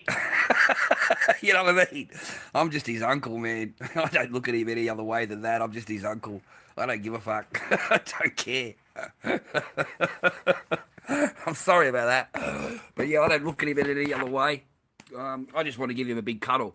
Yeah, he's my little nephew, mate. So I want to give him a cuddle and meet the little shit. Give him a little handshake or something, I don't know. Go and buy him a hamburger and fucking have an ice cream with him or something. You know, come and do some normal shit with him. Take him bowling or something. Just be an uncle. I don't look at it any other way. You know, I look at the kid and go, that's fantastic. You did a great job. You know, that's it. Turn it off. Let's go and play some baseball. Let's go play cricket or something. You know what I mean?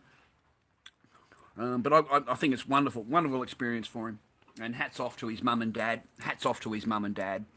Just a really good family unit. Like the aunties, the uncles. You know, really. You know, like they really stick together.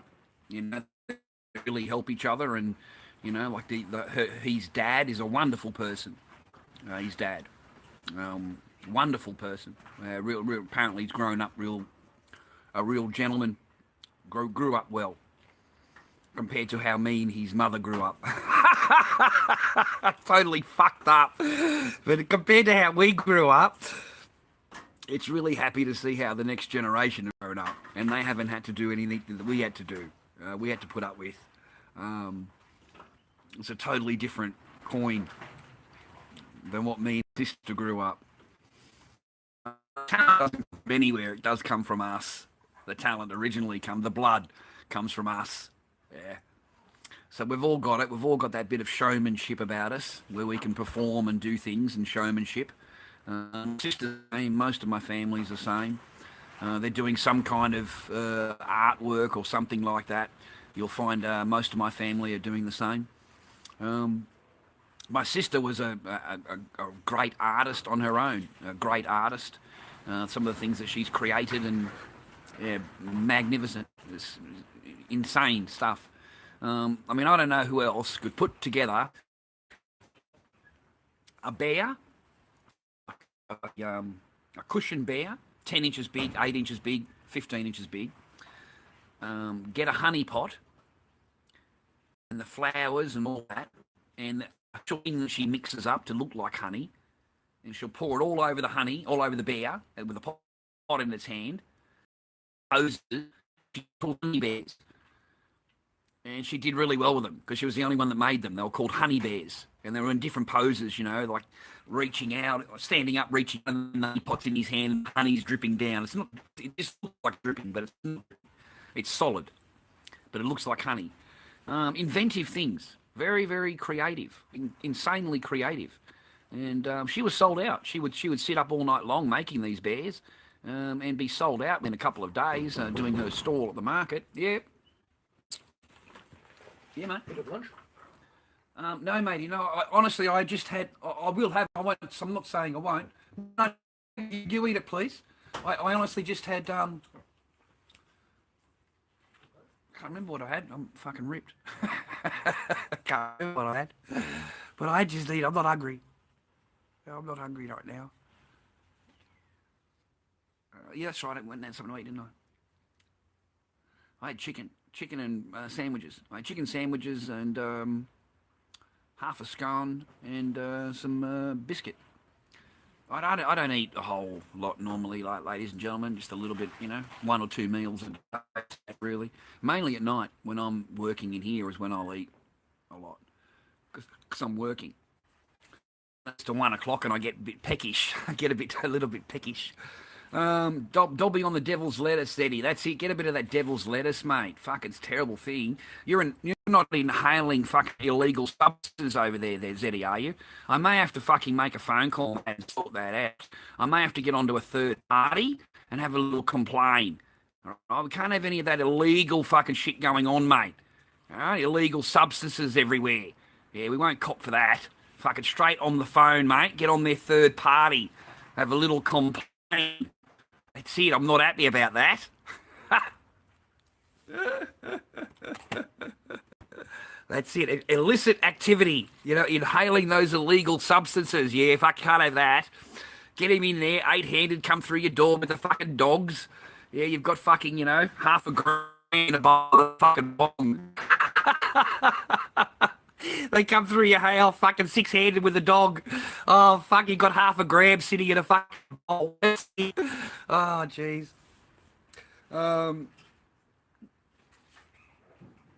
Right. I just mushroom. Vegemite pick? Is it Segimite pick or whatever you want to call it? Segimite pick? That's an unusual word. I've never heard of that. You're right, terrible for answer. What the fuck is up with that glass of water? I'm friends with the drug squad. That's it, Road to Ireland. Well, I think it was all shit, personally. I don't think Tom Hanks had fucking any coronavirus, man. I think it's bullshit. I really do. I think it's absolute rubbish. Absolute bullshit. But they get good for the virus to sell it. They sell the virus again. And it's good for him because he's a, he gets a bit of sympathy, but I don't think he had it at all. I really don't. I mean, waited for a temperature to drop, and then you left. That's it.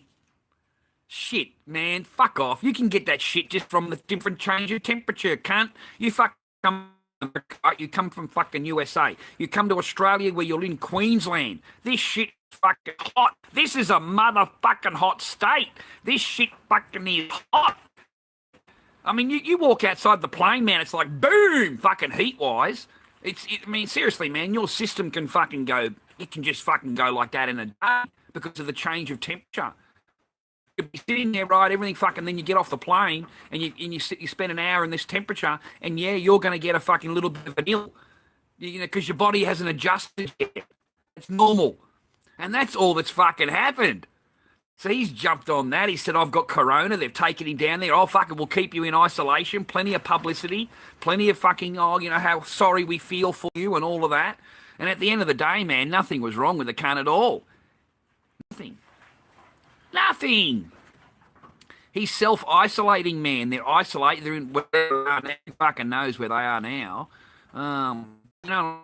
Bullshit. Bullshit. I knew it. I knew as soon as I knew it was bullshit. I knew it was bullshit. Yeah. Yeah, Julian bring me in a bit of his meat to try. He wanted me to try his meat. I just had fucking chicken. And if you have a bite of the meat, that means you've got to have the whole fucking steak. You can't just have a bite. You've got to have the whole fucking lot. I just don't want it.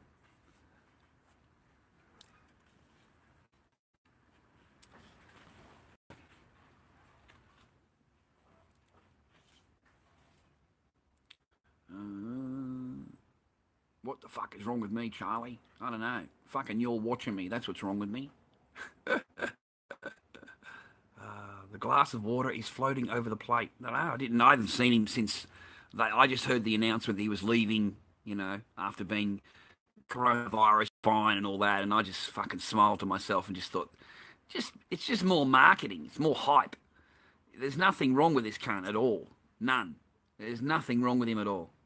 This is all just more publicity and hype for the virus, to sell the virus.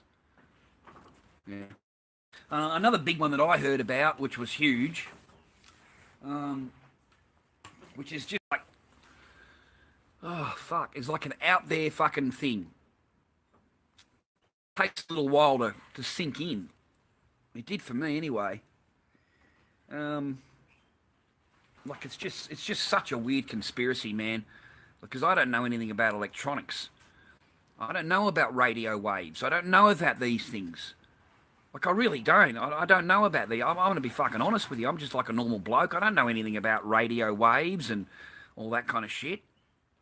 Let me get a cigarette. I got something else that's fucking even right out there, and I don't know how to take it, man. But I might as well pass it on, and maybe it'll sit in the ether of the fucking internet for a couple of weeks before it makes sense. We might be able to do a stream in a month's time, and it'll make more sense then. Because I can't seem to, like, it makes sense, but it's like, are they that clever to be able to set that up? Anyway, I'm not going to go through it until I've got my cigarette, right, and I'm comfortable, right, and I might even go and get something to drink because I get a bit parched talking to you. I get a bit dry, and if you start coughing, you'll be on the phone. Fucking, he's coughing. It's fucking COVID, fucking 19. Can't get over there. It's fucking on long. Dobby's about to fucking drop dead. He's coughing like a motherfucker. So just calm yourselves.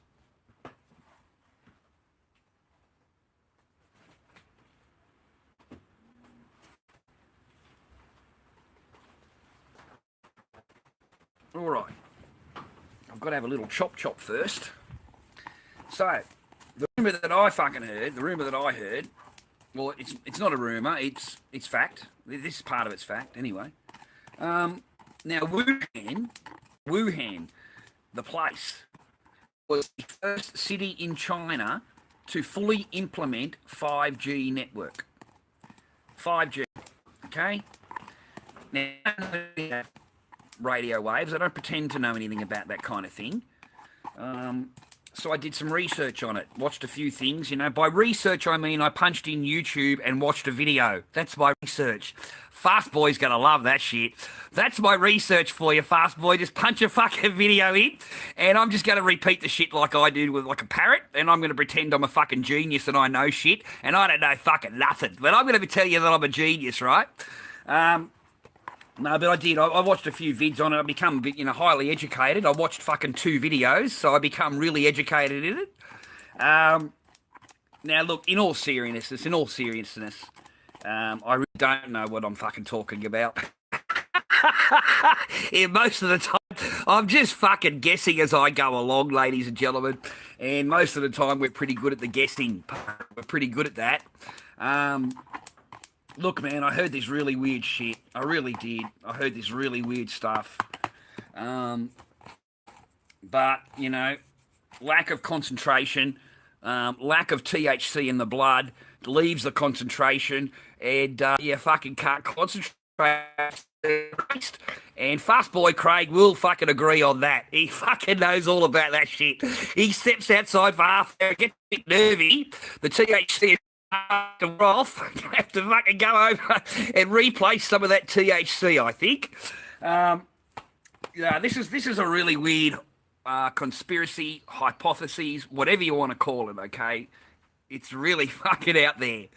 But it is possible. It is possible. 1 minute. Oh, God.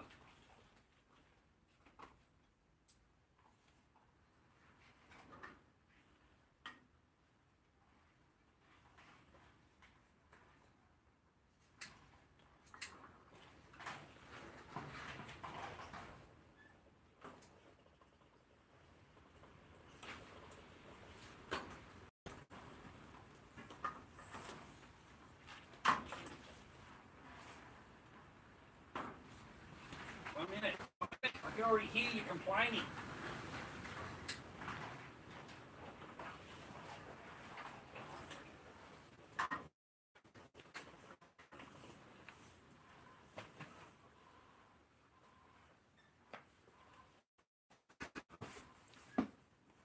I'm such a smuck. Don't you hate it when you fucking have a bong and you fucking You breathe it, you know, you breathe into the fucking bong, you breathe into it and it fucking blows.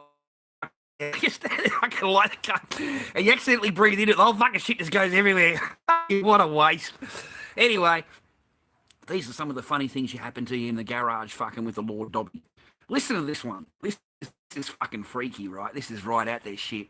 Now, Wuhan was the first city in set up 5G. And when I mean they set it up everywhere. Everywhere was 5G. You can look it up yourself. It's a fact. It's the first place in China that had 5G completely set up. We're talking towers. They have towers everywhere. You know how 5G set up, man? You got towers everywhere. What they're saying, because 5G runs on 60 gigahertz, we run on 2.5 gigahertz. And when they put the 60 gigahertz on, the air molecules, you've got C and you've got, it's CO2, right? CO2, fast boy. Try and help me work this one out, man. So you've got the molecule, right? CO2. And in between the molecule, you've got things in here that are binding the molecules together, here. And what the 60 gigahertz does, the radio wave, it interferes with these molecules inside here, and it makes them vibrate and separate. So it clogs the air. It does something to the air, right? Breaks the air molecules. 60 gigahertz band wave, right? This is supposed to be fucking fact, real shit. I know it's more scientific. You need more scientific stuff, but cop that, fast boy, right? So it's breaking and they're being bombarded. Basically, you're in a giant microwave oven, and you know these beams are fucking going everywhere, 60 gigahertz everywhere. And apparently that's what they're saying is causing people to fall over, and that's what they're trying to say this virus is. The virus mainly strikes where 5G is set up. And they're saying that it's waves. It's not a virus. They're saying that you can't catch a virus. A virus has to go into and put into you. You have antibodies that if you pick up something on your hand, you lick it, your antibodies in your body get rid of it. And they're saying that the only way you can get a virus is by injection. So they're saying that when they're going to produce a vaccine and they're going to ask or demand everybody to have the vaccine, and that's when you're going to have a spike of cases because they're going to be giving you the virus. The virus will be in itself. So they're saying that these radio waves act like a microwave and they cook the person or whatever, and that's why the people were falling over as they walked out. They would just fall over. And in the hospitals, it's all 5G. Everything is 5G. So you're putting these people in the room, we're being bombarded non-stop with these radio waves. What do you think about that? They reckon 5G has got a lot to do with this. So wherever they set up 5G, that's where you're going to have a lot of cases. You know, like you can't catch a virus. That's what the doctor was saying. You can't just catch a virus. It has to be injected into you. Because you have antibodies. You know, and if it's injected into you, then it's going to do, because your body can't handle that. But if you swallow it and it goes into your system, then they have antibodies already that attack that, and you don't get sick from it. So I just wanted to throw it out there. You know, that they're saying now that like the real, you know, the next thing on is these 5G. You know, the whole system here was concentrated 5G network. So you've got towers here, towers there, and it's baking people. It's sending these radio waves in that are basically and it's frying the air. It's frying the air. And, you know, it's messing their system up. And that's what the virus is. What do you reckon about that, fast boy? Like, that's... You try listening to a fucking hour of that, mate. You try listening to a fucking 40-minute video about that, trying to explain that. It was pretty in-depth stuff. Real scientific stuff. And it went into the actual molecules of the air and the CO2 and the O2, and it gets in amongst here and it vibrates in amongst the two elements and breaks up the elements. So it basically fries the air. Basically, layman's terms. But it went through a whole scientific thing, a video about it, and it's telling you to be worried about 5G. Wherever 5G goes, that's where this disease will go. That's where this virus will go. So I don't know, ladies and gentlemen. I know that that is a fact. Wuhan was completely set up with 5G. That was pretty full on. But other than that, I've really been trying to just walk away. I highly recommend you guys just walking away and having a fuck. Leave the television off. Go and play a game of tennis. Go and do some fishing. Go and take your kid for a walk in the park. Give it a break. Walk away. Just give it a break. Give it a break, boys. Go and watch a comedy. Go and watch a movie. Go and fuck your wife. Buy a fucking boyfriend if you're Rocky Rena, right? But have a break, yeah? Instead of being totally concentrating on this. Because it's too much. It's too much concentrating on it. You know, when you can turn the television on and all you've got is fucking virus this and virus that, yeah, it's time to have a break. It's time to step back and have a little look at the motivations of what's going on and what the aim could be. And that's what I want you to concentrate on. What is their end game? Forget about being caught up in all the hype and all the panic and all the... I mean, if you listen to me, you shouldn't even be in that fucking crowd. You shouldn't be anywhere near that fucking crowd. I've told you to keep away from that crowd and you walk the other direction. Or you stand back and you watch the crowd. And you don't do shit. You don't do nothing, man. You just stand back and you watch. And then you walk away. You should be a little bit more inclined, educated when you're on my fucking channel to realise and step back and see a bigger picture. You know, if nothing else you'll learn from me in the last 2 or 3 streams, it's to sit back and look and figure out what the bigger picture is. What is their end game? These cunts want you panicked. These cunts want you totally fucking worried about this, right? About that. Whereas there's something here is controlling that you're concentrated on. And we're all fucking concentrated on that. But they've got this out here and they're fucking in here, right? So you've got to get out of this and start into here and looking down on it and wondering and trying to work out, where is this going to go? What is their end game here? What's the end game? What are they going to try and pull out of the fucking rabbit's hat? Because that's what they're concentrating on. They're concentrating on keeping you herded, keeping you worried, keeping you panicked. That's what they're concentrating on. They're concentrating on cutting off different avenues that you would use in order for you to be only in that one direction, only in that one gate.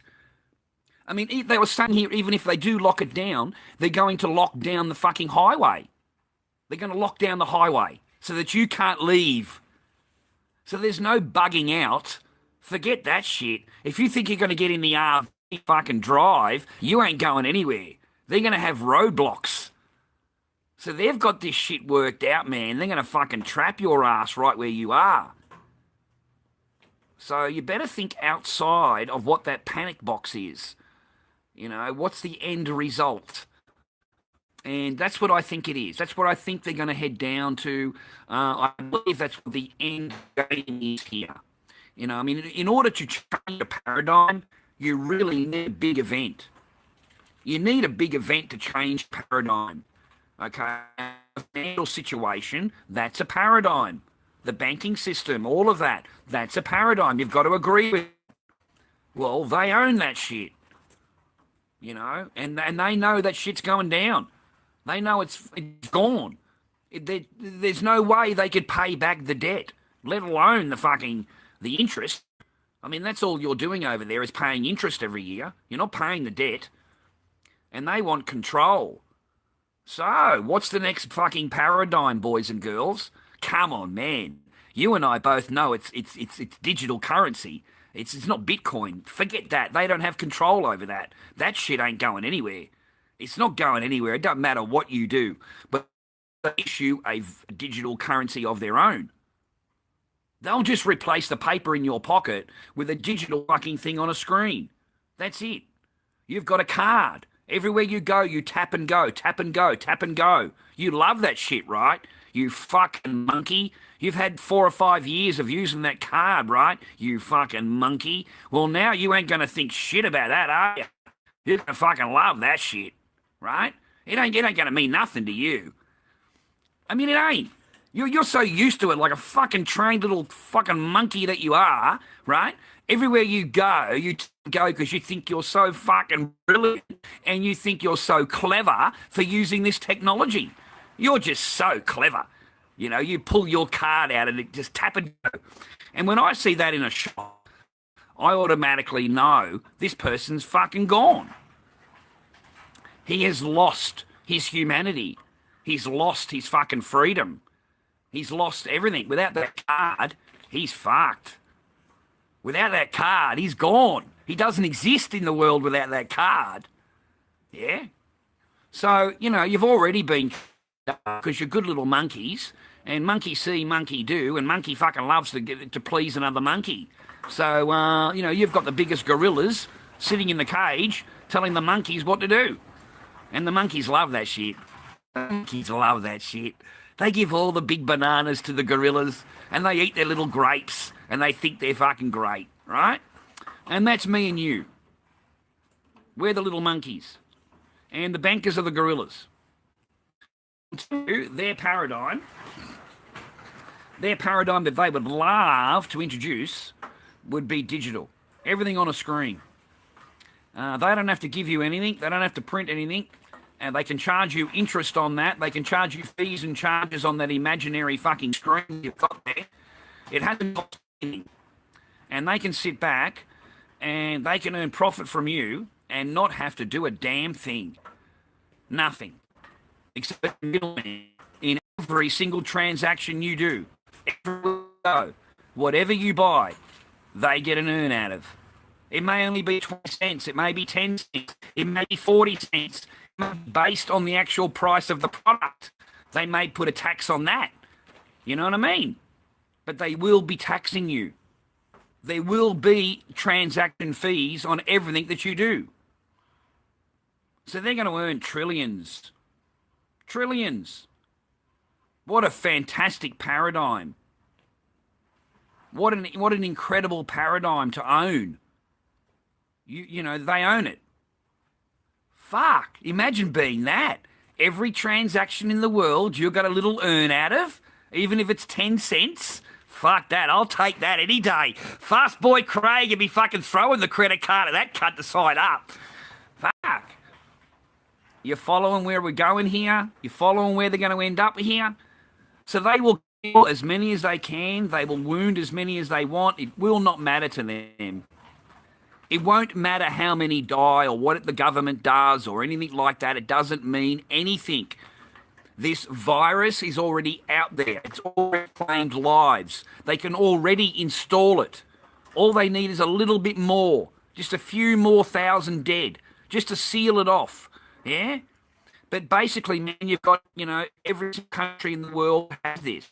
There's only a few little countries, little islands that I've noticed that haven't got a red dot on them.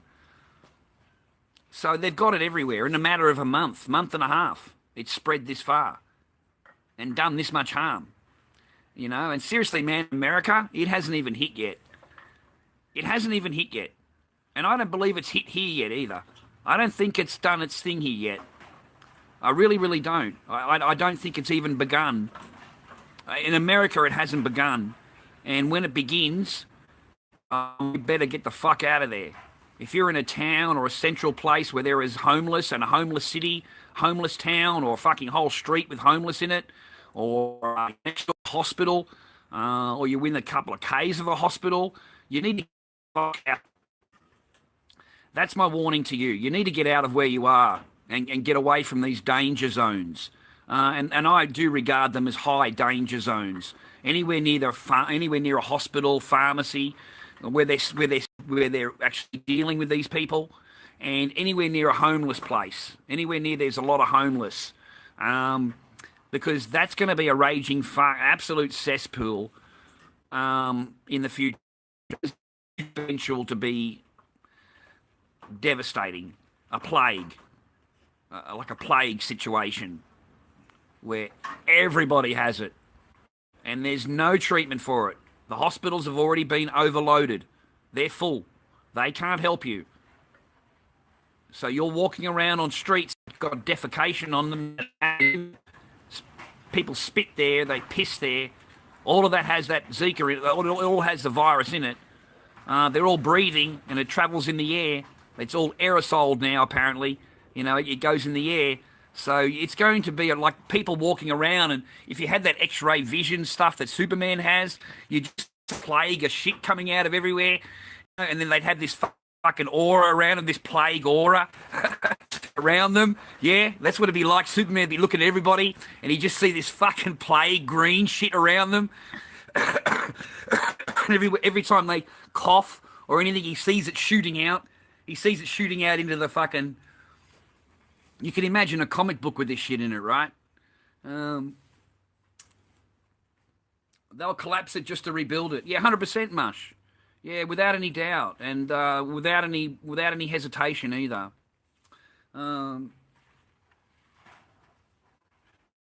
Really, David? Well, yeah, that wouldn't surprise me at all. David says that the dead bodies produce spores. Okay, they produce spores. This stuff is pretty full on, man. Anything like that, you know, you got a whole bunch of dead people together. So I feel a bit safer out here. I'm not close to anybody. I mean, I've got a next door neighbour. We've got fair bit of distance between us. I'm not on top of anybody. There's no big buildings here or anything like that. And I'm off the main road. You can look mine up. You can see where I am. I'm pretty much out in the country. I've got one main road here. You know, if I had to leave, that's the only road to get out of here. And apparently they're going to block that off. That'll be blocked off. So there's no going in and no going out. They'll block it off. They'll just put fencing across it. That's all they've got to do is put fencing across the road. And that's it. You know? So it's a bit scary that way. Because they're willing to fence you in. They're actually willing to do that. Mark. Other than that, I'd head up to my friend in the mountains. But that's a little bit more scarier for me because there is only one road in and one road out, and it's right up the mountain. So there's only one road in for all of these people.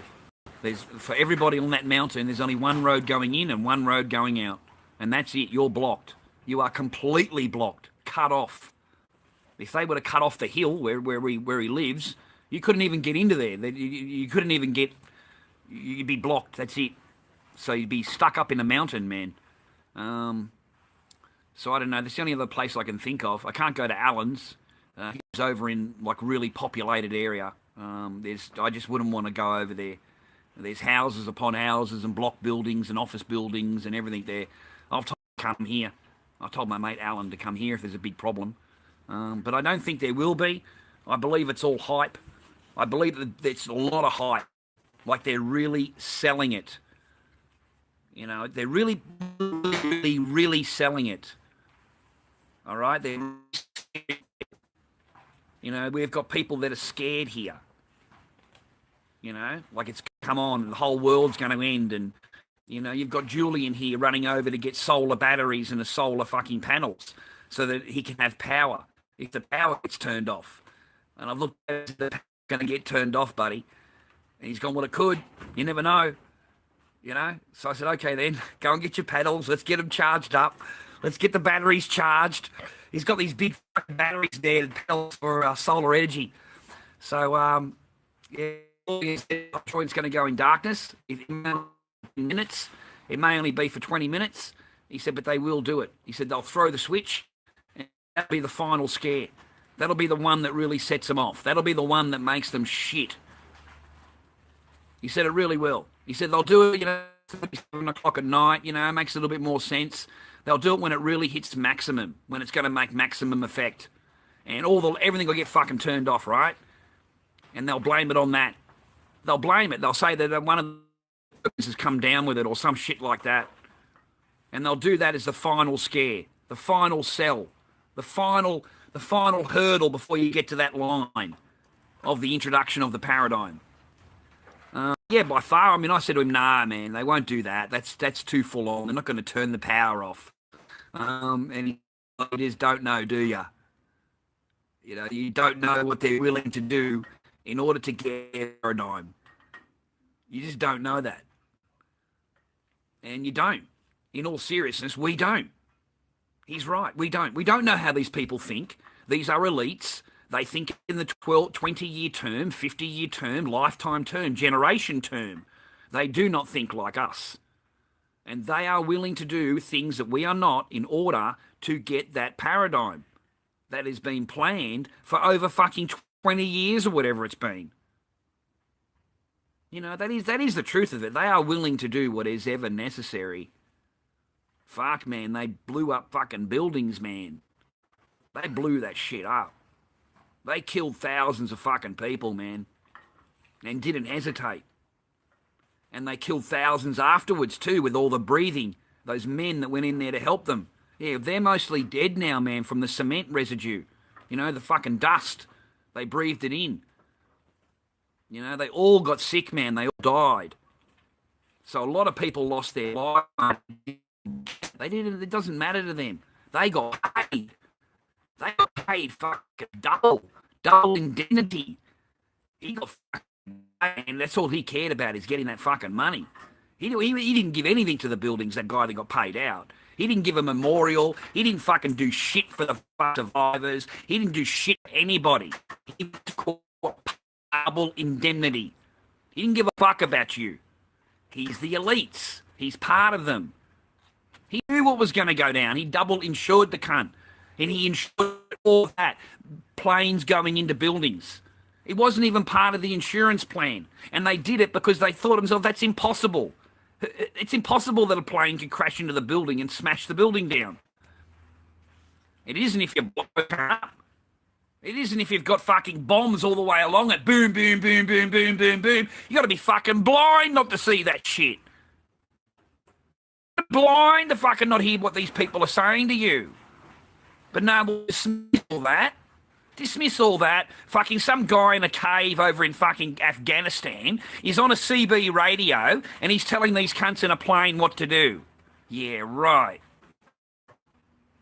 You know what I mean? The biggest load of bullshit you've ever heard in your life. And then I want you to think about all the commission, and I want you to think about Bush and the Cheney and how lies they fucking lied, man. Lied. And you think they're not willing to do that again? Come on, man. So basically, they're going to kill as many of you and me for their paradigm to go into fucking order. And it don't matter to them at all. Basically. So now I need you to go away. I need you to go and watch a movie, a comedy. I want you to clear your mind. And I want you to sit back. I don't want you to watch any of this shit anymore. Give yourself a break from all of this hype, big selling marketing campaign, and give your brain a break. Go and watch a comedy. Stick the brain off and makes you laugh. Go and watch a horror. Whatever it is. Go and do something for an hour, 2 hours. Switch that shit off. Switch it off. Because it's starting to get too much. Too much of a sell. Right? You'll only notice that if you have a break. Like I do. The TV's on, right? But I come out here and bullshit to you, then go in there and it's still going. The same shit again. Go back in again another hour later. It's still fucking pumping. So it ain't going anywhere. This is the biggest marketing sales campaign that you've seen in the last 10 years. That's what you're looking at here. Now, maybe after you had your break, you can come back, and I want you just to think about what the bigger picture is here, what the bigger game is here. What is the end game in this for these people? And then you need to get your brain working on that. You know, what do they want? What is the end result here? All right? Like I did, that it's cashless society and total control. Where you go, anywhere you go, anywhere, doesn't matter. All transactions on a card. It's it's incredible paradigm. And it's one that these people will swallow. They won't have a hesitation not using cash anymore. You know, they will line and sinker.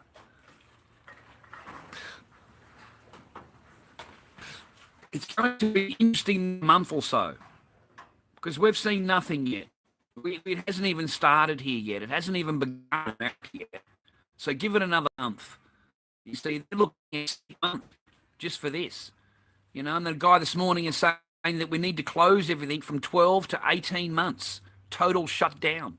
12 to 18 months. So I don't know what that would do, ladies and gentlemen. Have a think about it.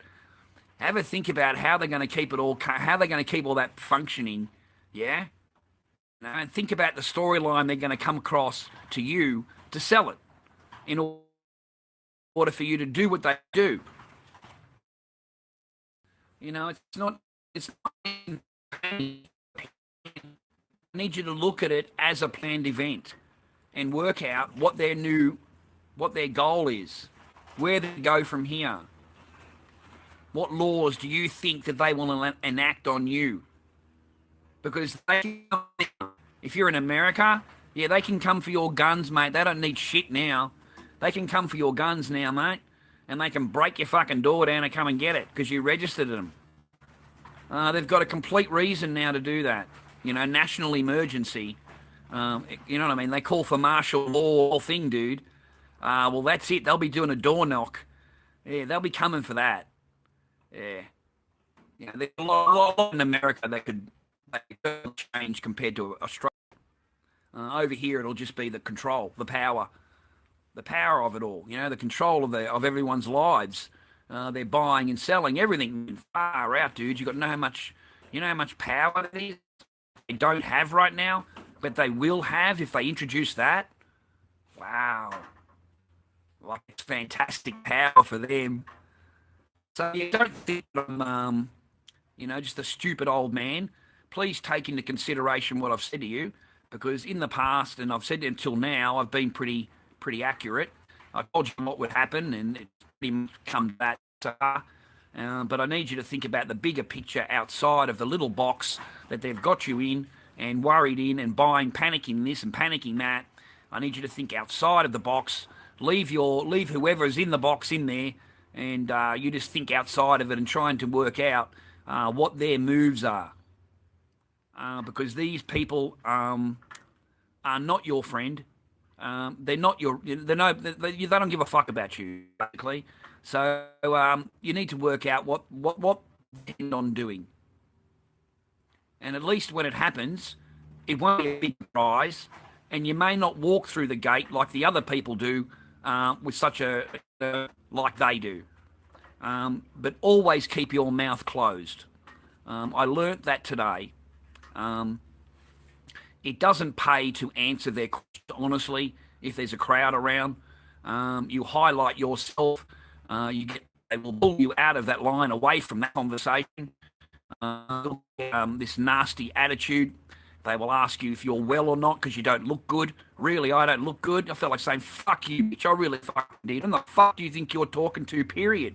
I'm fucking what you think. The fuck, man, I didn't say anything, right? But I really fucking did. You know, like, how dare you? How dare you ask you didn't ask him how he was. You didn't ask her how she was. You didn't ask him how he was. But you want to pull me out of the line to the front of the shop and ask me how I am? Well, how are you, love? How are you, love? Are you feeling well today? Because I'm not a sick little cunt, right? I'm actually throw it back at this bitch's fucking face because you ain't nothing to me. You won't have a fucking pedestal. You bitches never have a fucking pedestal to me. So don't answer to fucking any of you. You want to answer me a question? Fuck you, bitch. I'll fucking answer fucking questions. Well, the next thing you know, there's fucking security flying everywhere and they want to tackle you on the ground and fucking arrest you. How dare you not fucking answer this woman's question? She's a fucking supermarket cashier. and you're supposed to answer her question? Who in the fuck do you think you are? Kiss my fucking ass. You know, even the old man said to me, "Oh no, you just got to be quiet and say anything and just go along with it." I said, "Yeah, fuck that." That's what I said in the line. Yeah, fuck that. That's what I said. Fuck that. I ain't doing that shit. I ain't doing that shit. I ain't a fucking follower. I ain't a follower, and I don't agree with it. In my mind, I'm thinking that. Yeah, I'm not a follower, and I'm not an agreeer, and I'll just nod my head to keep everything. I'm out of here. I ain't dealing with this shit at all. You can be the sheep, and you can stay in the line and whatever. But yeah, no, I can't do that. And then the bloke said to me that it's the way you're dressed. You know, they look at you like a little bit lower. You shouldn't be talking like that, you know, really. So if I was dressed like you, which is pretty smart, you look pretty sexy today. That's what I said to the man, you look pretty sexy today. So I'd be sweet, would I? And he's gone, I think so. I said, well, that's pretty rough, isn't it? And I was talking, and she's asking me the same questions over and over. Do you want a bag? And I'm like, no. Do you want another bag? It's the second time you've asked me, miss. No. And again, I got asked 4 fucking times, do I want a bag? 4 times, do I want a bag? And I counted them each time she did. And I said, that's the 3rd time you've asked me, miss. No, I don't want a bag. Because she's interrupting me. You see, she's doing her thing, calculating, and I'm talking to the bloke, and she's interrupting me every time because she doesn't want me talking like this. She does not want this conversation in the shop at all. You know, to me, it felt like they were afraid of me saying this. You know, I mean, it is the best marketing campaign that I've ever had in my life. That's all it is. It's to sell groceries. It's the greatest panic marketing campaign that has ever been in my lifetime. I said people came in here and bought by truckload. It was fantastic for the business, but there is no panic. The train supply is waiting in the background. You have semi-trailers ready to pull up with pallets full of stuff. So you can't tell me that we're on a big, we're running out of things. We're not. Bullshit. You know, you've got to see it for what it is and call it out for what it is. Because otherwise it's not believable. You can think it, but unless you voice it, you really don't swallow it. It doesn't go into your heart. You just and then forget about it. But if you actually say, no, there are pallet lights out back, and they're just waiting to come in, and it must be the eyes, because the eyes go up a little bit, and the guy's gone, it's the way you are, the way you dress. So, well, they don't like the way I am, the way I dress. I don't look at people and judge the way they're dressed. Look at the way she's dressed. So I said to her, look at the way she's dressed. I'm thinking to myself, well, how do you want me to judge her? She's in a fucking Coles uniform. You know what I mean? It's her, She asked me how I feel today. Am I feeling okay? I looked at her and said, do you feel fucking okay? How do you feel? Don't ask me how I feel. Just do your job. You're asking me how I feel. You didn't ask him how he... And then I get offended. I actually get offended at that shit. Hang on a minute. I said, hang on a minute. You didn't ask me feel. You didn't ask her how she... Why are you asking me how I feel for? Why are you interrupting my conversation to ask me how I feel? It's none of your business how I feel. None of your concern how I feel. You need to just do your job. And that's what straight out, that's what I said to her. You need to just do that. Well, that's an attitude. They don't like that. And you're supposed to be subservient to any female and all female. Even if it's working in a cash register fucking Coles, you're supposed to be subservient to her. Yeah, no. No, I answer your questions, mind you. What the fuck are you to ask me any questions anyway? What the fuck are you? When it comes down to it.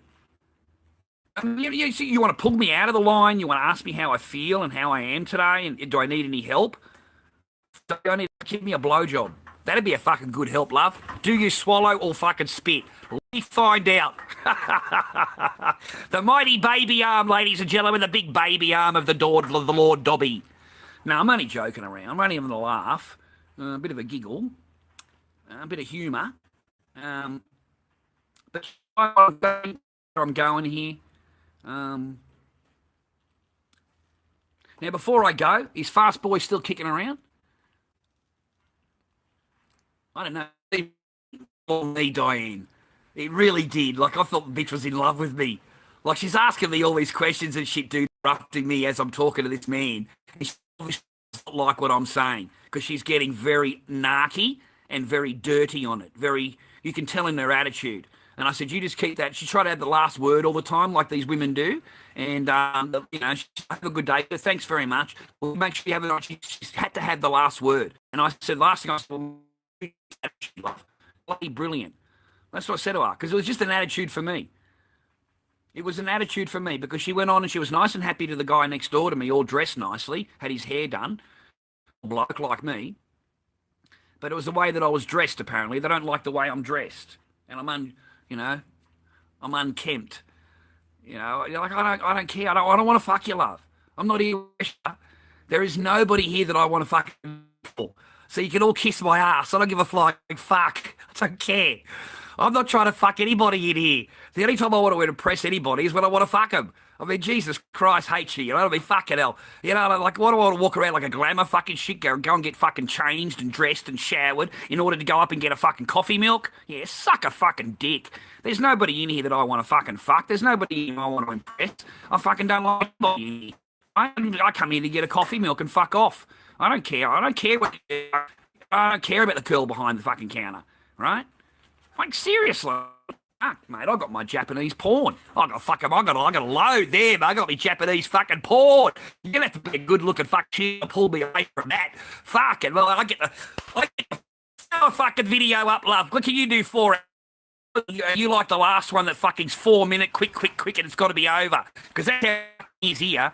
You know, I mean, I get the motherfucker out, I get the baby oil going, I get the fucking towel out for later, give myself a bit of a wipe afterwards, gets a bit, a bit sweaty, get a nice warm towel out later. I get the glass of Coke with me fucking ice cubes in it. Oh, it's fucking full on for me. I sit down, mate. It's like an Academy Award night. It doesn't go for 5 minutes like you cunts do. I get the movies going. I get the 4-hour fucking scenes going, right? Settle right into the country. Settle right in with the cushions, mate, and just let it fucking naturally flow. There's no pressuring, mate. There's no fucking pressuring. Just let the shit naturally flow. Light the candles up. Make a bit of that's it, fast boy. You get in the mood, mate. You got to get in the mood. You get the camera go. You get the camera out, mate. If you feel a little bit, like you want to watch later. If you've got mistakes you can make, you might be able to improve on your act later. No, mate, you're fucking better off than these bitches putting up with these fucking women. Fuck, all the bullshit you got to put up with, all the talky and all the fucking crap afterwards. You got to sit there and hug them and cuddle them. Fucking great they are and how wonderful they are, and the whole time you just want to fucking bang the fucking bitch. You just want to you don't want to talk to her, you want to see her sucking dick. That's enough of this fucking chit chat shit, right? You know what I'm saying? Fucking hell, like, I don't want to like story. Tell me that shit fucking in a month's time. Fucking hell, I don't want to know any of that. I don't want a 5-hour conversation about your fucking life. Like, Jesus Christ. And that's what a woman is good for, man. Just let her fucking go. You know what I'm saying? Just pick up if you want to make a woman happy, ladies and gentlemen. All you got to do is say something nice about her life. Pick up. I don't know. Fuck, who knows, right? You just say something about it, and they'll sit there telling you for 4 or 5 hours non-stop about how great they are in their life, and that's all you've got to do. Just don't interrupt them. Just nod your head, and just occasionally. Yeah, one of those I know, just like Basil Fawlty's wife. I know, right? You know what I'm saying? And just let her go for 4 or 5 hours talking her shit, non-stop talking. Just don't even listen. Put a pair of microphones in here and have a radio going, and she doesn't see you. You're talking through this ear over here, and you've got a microphone in here with the fucking music going. just yes, love. Yes, love. And just let her go, and then at the end of the day, you just shag the shit out of her. Oh, just pound the motherfucker. Absolutely smash it, right? Fucking smash the motherfucker. And then I try and get her into the shower afterwards, get her in the shower, and she has a heart attack in the shower. This one here. Fucking heart attack. Absolute fucking heart attack. I can't believe this shit. Straight back into the fucking room again. She has another heart attack because the baby arm has arrived, love. Can't help that. I'm very sorry. Can we talk about something else here? So can we have a little conversation about something? So it's pretty full on, man. Pretty full on, the old baby arm. Fucking, I feel sorry for the cunt. Fucking feel so sorry for him. Anyway, you have a good day. It's been a couple of hours. I might fuck off and go and scratch me balls and go and take a shit. and try and get a couple of masks done. You like me artwork in the back there I got done? You like that? That's not bad, eh? Yeah, fucking done. Ling Ling's at work all day. She's fucking gone. That's the nickname now, Ling Ling. She's gone for the day until fucking 6 o'clock night. Little Echo's coming. Tomorrow night she works till 9 o'clock at night. So, yeah, it's not bad at fucking little Lord Dobby living here, is it, eh? You, can just, you know what I mean? Because without me, mate, you wouldn't have a job. Now, is Fast Boy fucking still cracking here? Is he still cracking around? Fat Boy, you still here? Hey, Fast Boy, that fucking caveat, mate? Did you like that, Fast Boy? Let me know, man. Let me know in that comment section there, Fast Boy, if we fucking put the tracks on there, cut. Let me know if we put the big block, mate. Right? The big fucking cement wall straight up, mate. Yeah, you went through all that big con job and all the fucking rest of it, right, in order for me to get my clothes and leave, right? Yeah, now we got a fucking caveat, cunt. We got a caveat, fucking Fast Boy. Cop that shit. Goes in about a week or two time, the lawyer said. Takes a week or two to go into the system. He said, but once it goes in and she punches up the land title, it'll have the bank loan, and then underneath it has your name. Caveat with your name on it. She won't be able to do anything with it. Nothing. She won't be able to do anything with it until she talks to me, and then I talk to you, and then she has to do what we say. Or, you know, she has to or she has to pay you out. And this will shake her fucking little caboodle. It'll remove that throne, yeah. What do you reckon? Remove that pedestal there, Fast Boy? What do you reckon? Yeah? Remove it all, yeah? Take that power back. Take a little bit of power back, yeah? They certainly changed the whole dynamic of it, yeah, when she finds out, yeah, Fast Boy? Little simpy fucking barker, mate. He refused to do that shit for fucking months. Refused. Said, oh, no, I don't want to hurt Echo and I don't want to harm this. Remember all that fucking shit, Fast Boy? Yeah, that fucking shit. He's gone. He's fucking retired, right? The new bloke that fucking steps up says, no, we're going straight to the fucking... we're going to go and organise that shit. So that's what the new bloke has done. That's what the new fucking... the new chatter has done, the new chatter. And so that was a good move there. You fucking agree with that one there, Fast Boy? Did all right?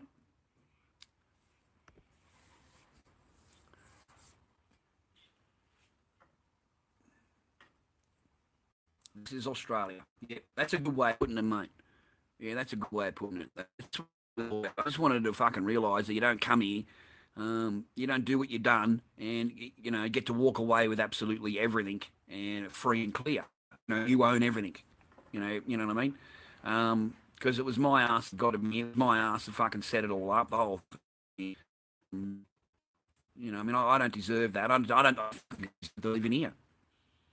Right? The lawyers told me that if you want to live inside, you can live inside. There's nothing she can do. She can say to you she doesn't want you to live in there, but that's about it. There is nothing legal that she could do at all. Nothing. She can't force you out only through domestic violence laws. She can force you out through that, but she can't force you out any other way. If you leave, that's an entirely different matter. If you were to take all of your stuff and leave, yeah, she wins. She wins outright. She wins completely. You have no right there at all. None. No legal standing. But because you're in the property and you actually have what you're saying you've done, no, you don't. You have a legal standing to it. And all we are doing is protecting your investment in that property. That is all we're doing. We're not asking to buy the house. We're not asking anything else. All we're doing is you are wanting to protect your investment into this property. I mean, she says it's her property. Right, well, okay, then it's her property. Give you back the money that you invested in it, that you've put into it. You can't just walk away with that and just go, yeah, that's great. That's not how it works here. He said, now the other road, it'll cost her a lot more. If she comes and sees a lawyer like me, the lawyer will sit down and tell her that it will cost you a lot more if you want to go selling the house, dividing it all up. He can take you for a lot more than what you can think. You'll only get 50%, 60%. That's what you'll end up with. And he'll get the rest. So I'm looking at 40 to 45%. Doesn't matter. The rest of it. I told you, didn't I, Fast Boy? I told you that fucking months ago. The old man, fucking stupid, Fast Boy. He may know a few little things here and there. Yeah?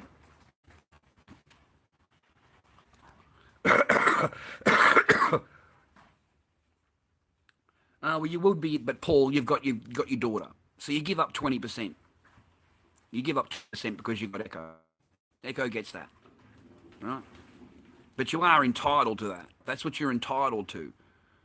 Okay. Also, because she works, she's got a job, and you're the one being Echo. Yeah, you're entitled to more than what she is. What do you mean? Because she's got the job. She's financial. She's got her shit set up. You're at home minding the child, raising the child, cleaning the house. Two sort of roles. But you would be entitled to more because you are unemployed. You're unemployed. She's employed, right? Well, then you're entitled to more. So let's give her this. Hopefully, she'll go to a lawyer, and the lawyer will explain a little more to her, because what she thinks and what the law is not what she's thinking. He said to me, that's because I said to him, she wants me just to walk away with my clothes and leave. He said, well, wouldn't that be ideal? That's what I said to me. And he just started laughing at me. And he said, well, what did you expect? That's what he said to me. What did you expect? You know, I mean, you married one over there, you bring them here, and, you know, you're expecting them to be, you know, no. Once they get their citizenship and shit set up, he said, they'll get rid of the husband. They'll get rid of him because they own everything then. They own everything. They're able to get half of everything that he owns to set themselves up. This isn't the first time I've heard of this. He said, this is, he said, I've had clients, Charlie, that are sitting where you are now asking me questions. And he said, when I look at property, it's already been sold. It's already been sold, mate. The customer didn't even know that his house had been sold. He went there to put a caveat on, and it's too late. She's already sold it. The money's in her account, and then it gets shipped off to China. The money gets That's it. He said to me, once that happens, he said, I've got no chance of getting it back. He said, none. He says they put it straight from their account. They wire it straight overseas. That's the end of that. He said they get on a plane and they go. He said it's that simple, that quick. He said, I've had him sitting here and the guy didn't even know. Broke into tears. Had no idea. He said, then I had to go trying to put a clamp on her accounts, trying to put a block on it so she can't use her bank accounts. He said, we got lucky with that. He said, just lucky. Because she hadn't sent it over yet. She'd only sent over a small amount. She didn't send it all over. So there you go. You know, I was just lucky I think I walked in there at the time.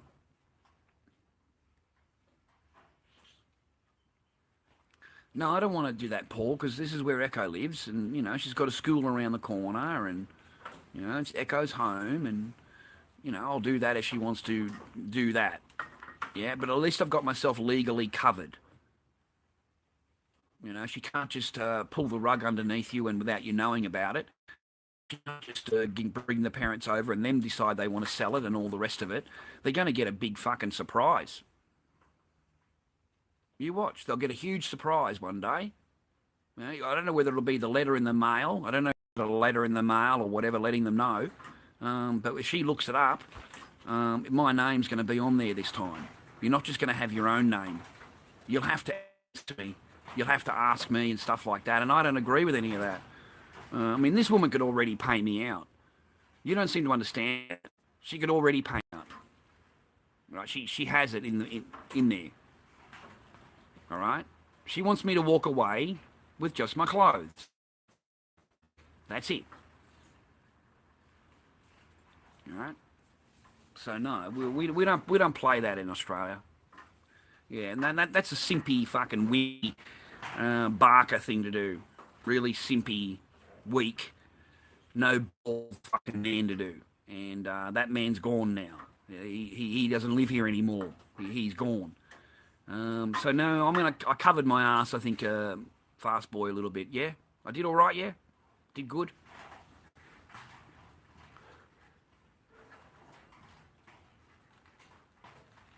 Well, that's what she's wanted, Jimmy. That's going to change now, mate. We've got a caveat. We've got a caveat on it. It's the last time I want to talk about it.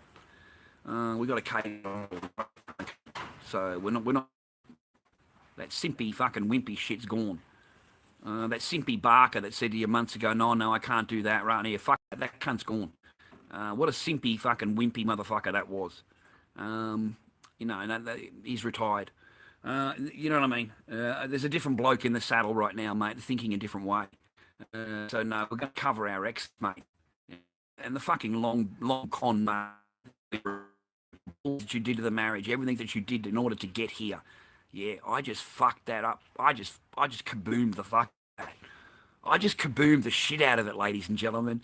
You know, the long con, fucking easy done, rah, rah. It ain't that no more, because now you're going to have to deal with me or you ain't going to be able to do shit. Yeah, let's just put the whole kibosh on the whole lot. You know, at the 11th hour, mate, fucking Dobby's in there, mate. He's grown some balls. He's got the fucking hammer out, mate. He's in the parachute. He fucking lands down, mate. It's fucking boom, cunt. Fucking none of that shit no more. Fucking put the hammer down, mate. That's it. Mate, she is going to spin the fuck out. You're going to hear that bitch fucking screaming, mate, from fucking here to fucking China. That bitch is going to be on the phone crying and complaining to fucking every cunt in the world. She is. You know, you have just gone against the Queen. You've just gone against that paradigm, the whole fucking storyline that you've been in, and all of that shit. You know, all that, you know, the fucking lawyer laughed. He laughed. He just said, I've heard all this before. He said, it's insane. It's like word for word shit that I've heard before. He said, nah, look, we'll jump on this straight away. We'll jump on this straight away. The most I can do, the only thing I can do for you is two different things. He said, you don't want the first path. That's the bad path. You know, it really is a bad path. You know, going to court and family court and selling it all. That's really, really bad.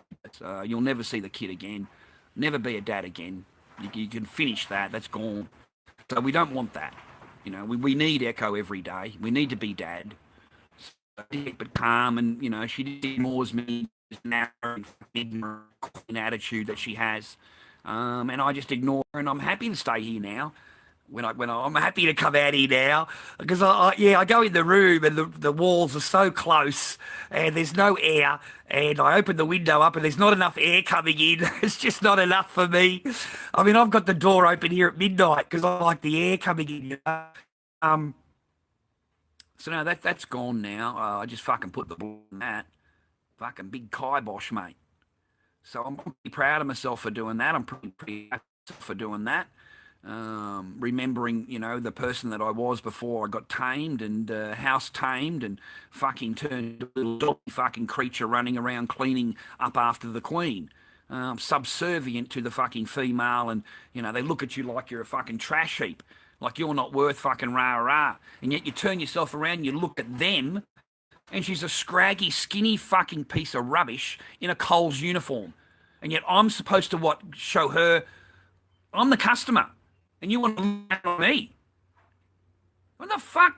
What higher level do you fucking come from, bitch? You know what I mean? Like, that's fucking full on. So now, fuck all these bitches, mate. Let on fuck a little toy boy that's all dressed up with a little man bun, and when they go out to coffee, that he orders a soy fucking coffee with extra chocolate on the top, right? Let him go out with fucking that. Like, seriously, fucking done with these chicks, man. They don't want a fucking man. They want a fucking pussy. They want a little wimpy fucking pussy that sits there fucking agreeing with shit all the time. Just nodding his fucking head, right? Take that shit, hit the fucking boy, friend with your love. I don't fucking need any of his here. And get out. You know, just get out of your house. From you. Fuck, there was this cute little thing riding a bike yesterday. Oh, fuck, boys. Fuck, she was cute as a fuck. You know, I've got this thing for Asians, right? I love an Asian, right? I fucking love an Asian. I can't help it. To me, they're just fucking gorgeous. I just love Asians, man. And like Asians with glasses, I think are really sexy. Anyway, there was this really cute little chick, man. She would have been fucking 21, 22, whatever. She's got the short shorts on. It's hot day yesterday. She's on the bike. She's giving it the ride of the bike, mate. Got the glasses on, got the little boob top on, little pair of shorts on. Fucking hello. Fuck, here you go. I'm at the red lights, mate, and it's lifted up. It's lifted up to do the big charge off, right? And the whole fucking arse cheeks has come up, mate. You've got the little bit of oh, mate, come on. A man is only a man. He's only a fucking man. That's what it's about, looking at arse. That's what I want to look at. I don't want to see no fucking hair, motherfucker. I want to see a nice little plum. I want to see a little plum. That's what I want to see, right? And when I go to drive away, she's a cute little fucking Asian chick with glasses. It just fucking made my day. I love being a man. I love being a fucking masculated man. Fucking awesome. You know, get to look at all those little things. I remember that day she fucking done the fish tank. Oh fuck, it was insane. She used to dress, you know, pretty appropriate for what I like to look. And she's come out in a short pair of fucking shorts one day with the underwear's on, and she's done the big bend over to do the fucking cleaning of the tank, mate. Oh, it was fair. A little bit of beaver. The underwear's coming down over the shorts, and I'm fucking sitting there with fucking me head's like that. My head's like that underneath. Oh, it was fucking insane. I love that shit. Oh, I fucking love that. And they turn around and look at you, like a dirty cunt. Yeah, really, I'm a dirty cunt. I suppose if I was looking at a hairy fucking ass, she'd love that shit. You know what I mean? Like fucking, a man can't look at a woman's ass these days. He's fucking, you know, he's disgusting or whatever. What are you kidding me? Fucking married to you. That's your wife. I was married to her. That's your wife? And your wife's telling you, you're disgusting for looking at me? Rah, rah. What are you kidding me? I love that ass. Give me that ass. I'll eat that fucking ass. Give me an ass. Put some honey on it. Get some fucking cheese out. Look at that. She must think I'm serious. She must think I'm serious or whatever. I don't know. The look in my face or something. She must think I'm like serious crazy guy or whatever. I was just having some humour, man. Fuck. You can't have humour with these bitches no more. Fuck. Have that ass. I'll eat that ass. I'll get honey, the fucking cheese, the fucking roll. I'll make a dinner on that fucking ass. So I'll get the hot chips out, get me pizza out. Just stay where you are, love. I'd love a fucking, just use that as a table. It'd be fucking, it's excellent. Oh. I don't want any more double cheeseburgers, please, man. No more. I don't like a lot of McDonald's, man. I appreciate it, Red Pill and all that. I appreciate that. Oporto chicken burger was a lot fucking better. Oporto chicken burger, you sent me that one time. No more McDonald's, man. I don't want no McDonald's, man. I don't want no double cheese fucking burgers and shit, man. Really, please, man. I don't want them. I don't want them. Thank you, but I don't want them. The only burger I liked was the Oporto one, the chicken one that you sent me that time. That was really nice, and the chips were nice and stuff. I'm sick of McDonald's, man. I'm like, because Echo eats. You don't forget that Echo eats her kids meal, and you know, I buy cheeseburger or nothing, a lot of it. So, but thank you. I appreciate the offer, but no, please don't. I've got bottles of Coke. I've got chocolate. I've got food. I had something to eat earlier before I came on. Half a chicken, quarter of a chicken.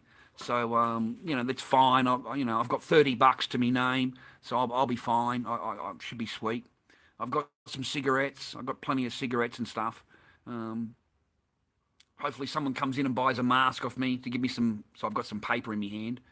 Other than that, I just thought about it, actually. I don't know what I'm going to do. I haven't thought about it until now, to be quite honest. I hadn't thought about it until now. But yeah, you got me actually thinking about it. I won't think about it until I have to. Yeah, I'll worry about it when I have to worry about it. I don't worry about it other than that. Let's get back to subject though for today. It's almost been, it's been 2.5 hours. I won't keep you too long today. Look, guys, I need you to step away from all the hype. And, if you've bought groceries, great. They're not to waste. Nothing will go to waste that you've bought. Just don't go buy any more on a panic mode. There's no need to do any of that at all. Go out there and make a video of it. Values for your Facebook page, that's a whole different matter. To see all these people lined up and all that kind of thing. I'm not one of them. I would never line up for anything. It wouldn't matter what you're lined up for. I will stand on the side and wait for it to all die down a bit or the next day. But just take a deep breath and switch your mind off. Watch a comedy or whatever does that for you, whatever genre you like to watch, and enjoy that for a little while. Have a laugh, have a giggle, whatever it is, and then come back and don't concentrate on panic anymore. Concentrate on the story, the bigger picture. What are they trying? What is the bigger picture here? What do you think they might want to do? Okay, because that's what they're concentrating on. They're concentrating on installing that paradigm, right? While you're buying and all of that, worried, you need to work out what they're planning, and maybe their time frame. Okay, and that will give you a better understanding of what's really going on here. Because I think this is going to run for a few months. I think they'll string it along as fucking possible, in order to get the maximum people screaming for their work, and then they'll install it for your own safety. You will scream for it. You'll be the one asking for it. Yeah. That's what I believe. So I believe.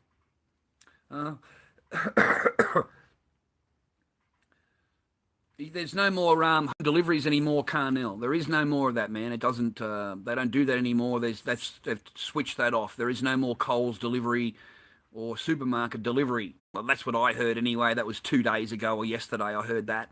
It may change again once the supply chains get in. Once the supply chains get in.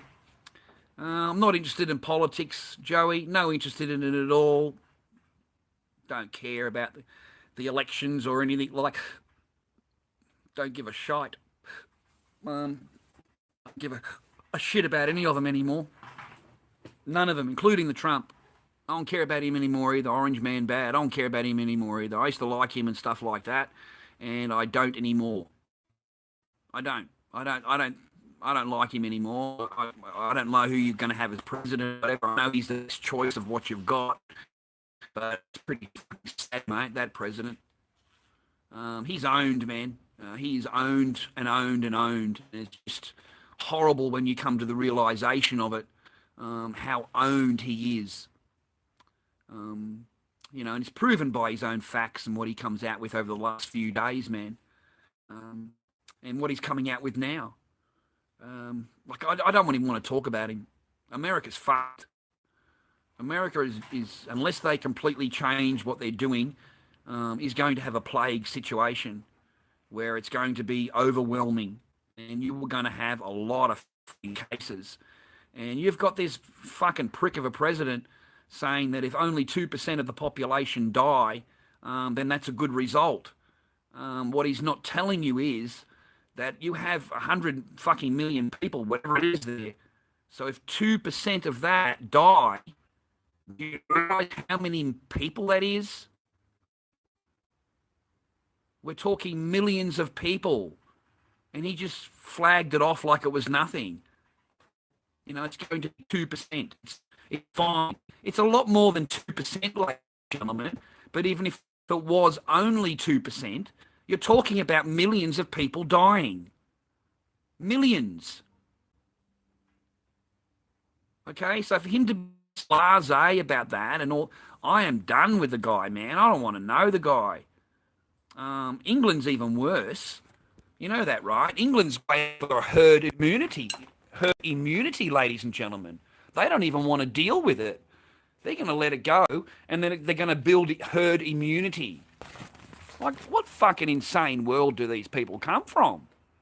Tower on Power is fucking in Australia, apparently. Aren't you a lucky little ducky, little Tower on Power? All right? Because your ass can't leave here. And over in England, mate, there's no testing over there. Herd immunity. So they're going to let your cunts die until you build up herd immunity over there. So Tower must be pretty happy in Australia, visiting the Lord Dobby. And poor Spencer's at home. He's left Spencer the dog at home. Spencer the dog's going to deal with a bit of flu. And Tower on Power's fucking in Australia all happy and protected and safe. I'm pretty sure that's dog cruelty, Fast Boy. I'm pretty sure that's dog cruelty. Tower, I can make a video about that and call that dog abuse. You're abusing your dog now because you left her in an infected country while you're in Australia all nice and safe. I can make about you, mate. So you better be careful, Tower. All right? You better be nice to the Lord Dobby, mate, or we'll make a video about how abusive you are to your dog. Because you like videos about abusing dogs, don't you? You like to create videos accusing people of that. So that's what we'll do. We'll make a little video about you accusing you of leaving your dog in England amongst the Wuhan flu. You're not safe flying over in Australia, and you're nice and safe over here, and you left your dog in England. That's dog abuse. It's definitely dog cruelty. I reckon we should call the RSPCA and report this. Which someone should fucking get onto that.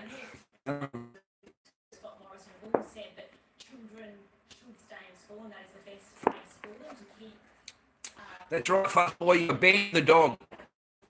He abandoned the dog. That's what we should do it. Because I know you're in here, Tower. I know you're in here.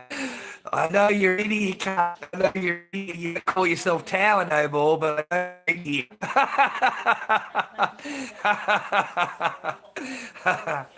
Oh, God. He has a wife. No, it's impossible, love. It's fucking impossible. Have you seen his head? There's no way anybody can do that. And it doesn't matter. That's his dog. It doesn't matter. He's abandoned the dog and he's come to Australia. So we're going to hit him with an abusive dog video in a minute. We're going to make all these kind of accusations up. And I'm going to get a tape of Spencer and I'm going to slow it down like that and play it real slow. I'm going to say that you abused the dog. Your dog and leaving him here. Anyway, poor old Rocky, he's stuck on the Aaron Carter situation. He loves Aaron Carter. I think he should move in. I really do.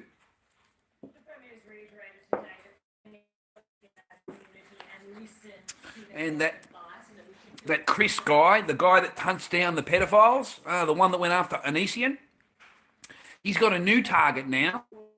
I can't remember the bloke's name. Does concerts with all. He's pretty famous over in America. You can look it up, but he's got a new and he needs to get rid of this guy. Like he really needs to come down on one. This is not and this is a real dead set pedophile. Highly advertised one.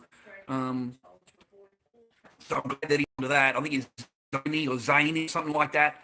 Some kind of Viney, some kind of weird name. A singer in a rock band. And they've got him accused of he's raped, several 13-year-olds, and he gets in the concert and gets them out the back and stuff and rapes them. And so Chris Evans, or whatever his name is, the one that went after Onision, is going after him now. He's wicked, man. You got to do some investigating. Like he's pretty nasty, man.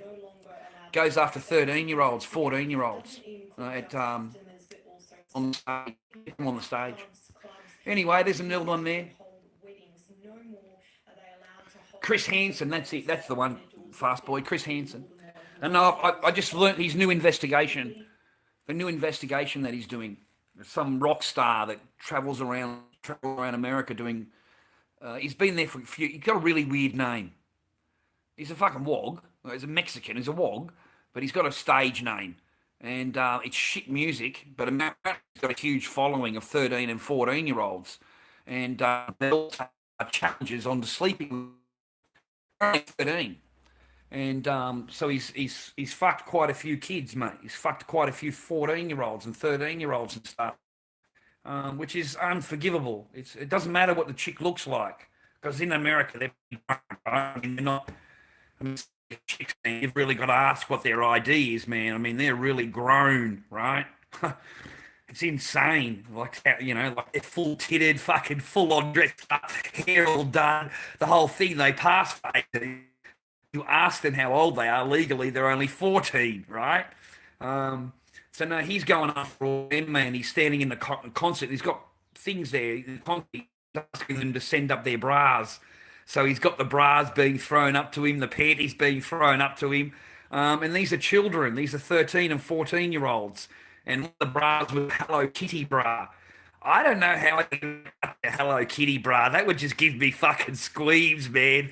That would make me just shiver, right? If I was a grown man touching a Hello Kitty bra, I would just go a little bit, that'd be disgusting to me. I just couldn't do it, right? So they try Chris Haynes, that's his next target. And I really hope that he goes after him because this is an Onision. This is the real deal. Like we've got actual pictures and messages, and they send him naked pictures of themselves, and he went to state many times to give these girls singing lessons. And he'd go into the home and just rape the girl in the room. When they were left alone, he would just rape them, or he'd make them give them a head job. He forces their head down, and yeah, he's pretty full on, boys. He's been watching way too many fucking Japanese porns. He's been watching way too many. Because he has full descriptions, man, everything on what to do. It's pretty full on, man, pretty sick. So he needs to go, man. Yeah, apparently he raped a chick in 90 something, 91 or something like that. He raped a 13-year-old, and he let him off with a warning because the girl refused to press charges, so they had to let him off. But he's been on the radar since 1990, young girls. So it's a lot of victims, many victims, and a lot of statements, a lot of pictures. These kids sending naked pictures to him and stuff like that. You need to get rid of that guy. He's pretty disgusting. There are some filthy fucking people out there, man. I mean, seriously, I don't know how you look at. I suppose, like, you look at the girl, and she don't look no 14, man. I mean, I can understand, right? She doesn't look 14.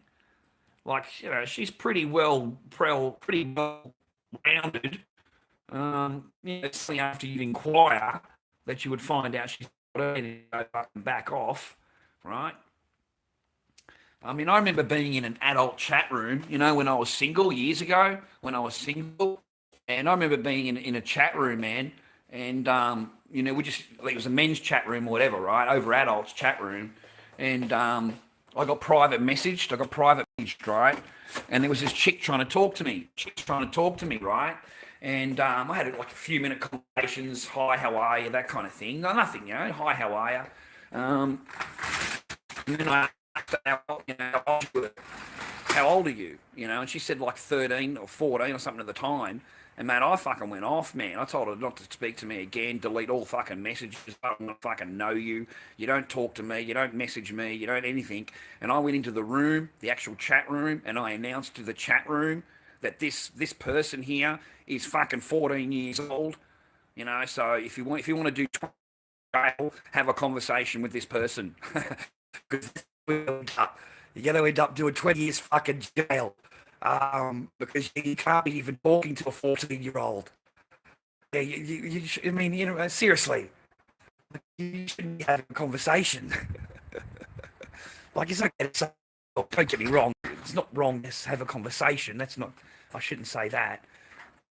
It's wrong if you're looking at her like a woman. That's fucking wrong. I mean, you're an adult. You should be. That's a child. It's your job to take care of that child. That's it. It's your responsibility to make sure that they stay safe. That's it.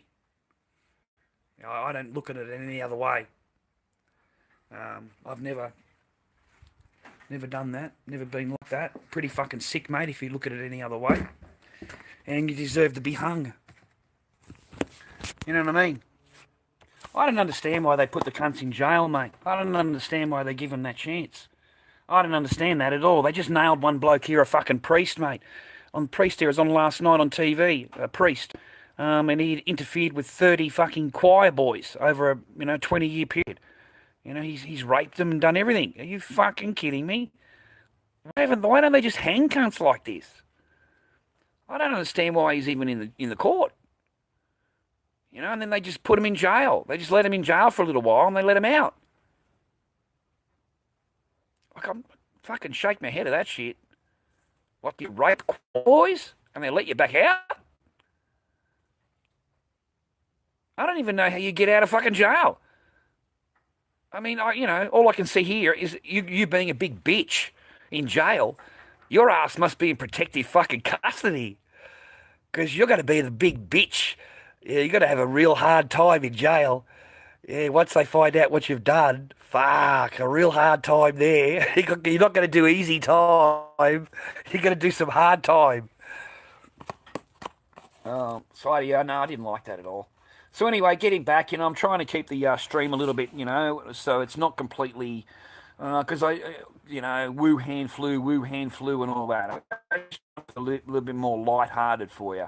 There's plenty of streams, man, where they're just totally concentrating on, you know, dumping it and selling it, selling the virus to you. Um, yeah, I don't want to do that anymore. You've got enough of that. I'm sitting on the fence now, ladies and gentlemen. I want you to sit on the fence. I want you to have a deep breath. I want you to roll a fucking big fat joint and just sit there fucking watching every cunt go crazy. All right, I want you to do that, man. Just sit back and watch them all, and let it all go. Quarantine yourself if that's what they're saying to do. Then do that. You got enough food at home anyway. You got no reason to leave the property anyway. So there's no good going out anyway. You're quite happy to stay at home. We all are, really. We love fucking staying at home. All of us do. We're all little hermits. All of us are. I don't care who you are. You fucking you love staying at home, just like I do. Um, no, I just want you to take a deep breath and sit on the fence and try and work out where the bigger thing is going here. Where is all this leading? What is the bigger picture here? What are they really wanting, and who's going to own it, and who's controlling it, and who's controlling this information? Where's it all going to go? Yeah? Because then you might be able to keep one step ahead of the game a little bit. It's the same as outsmarting this fucking one in here. Thinks she's so clever, rah, rah, rah, rah, rah. The 11th hour, fucking Mr. Seals come in with a big fucking gold hammer and just put the big block on, the cement block, straight down on you. And now you're going to have to fucking deal with him. All your bullshit you did to get to this point is nothing. All you did is ruin your fucking marriage. You just fucked it all up. And for no real gain. You haven't gained anything because you didn't break the man down enough. You didn't break him down enough. You needed to break him down more. If I hadn't have already been through the experiences I had in my life, I've already been down this rodeo, you see, then I'm totally heartbroken. Totally. And probably got a good chance of me of just grabbing my clothing and leaving because you wouldn't be able to, mentally fucking deal with it, right? You wouldn't be. You need to go to your mates to fucking have some time out, mate. To let your brain fucking relax. Well, that's perfect. That's what she's wanted. Well, she didn't get any of that. She didn't get any of that because I got you. I came on here and I'm fucking screaming and yelling and explaining to you, and we've broke it fucking right down, right? We've broken the long con down, you see.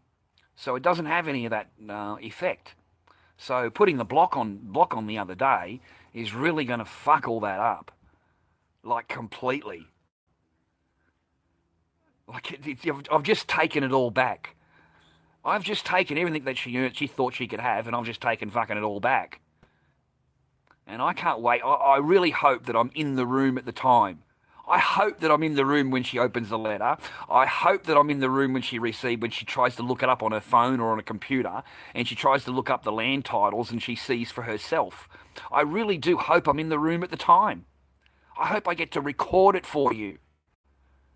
The moment that the Queen loses her pedestal and we've taken away her throne, that moment, that dawning in her eyes when she realises that everything that she's been through, I've just put the block on.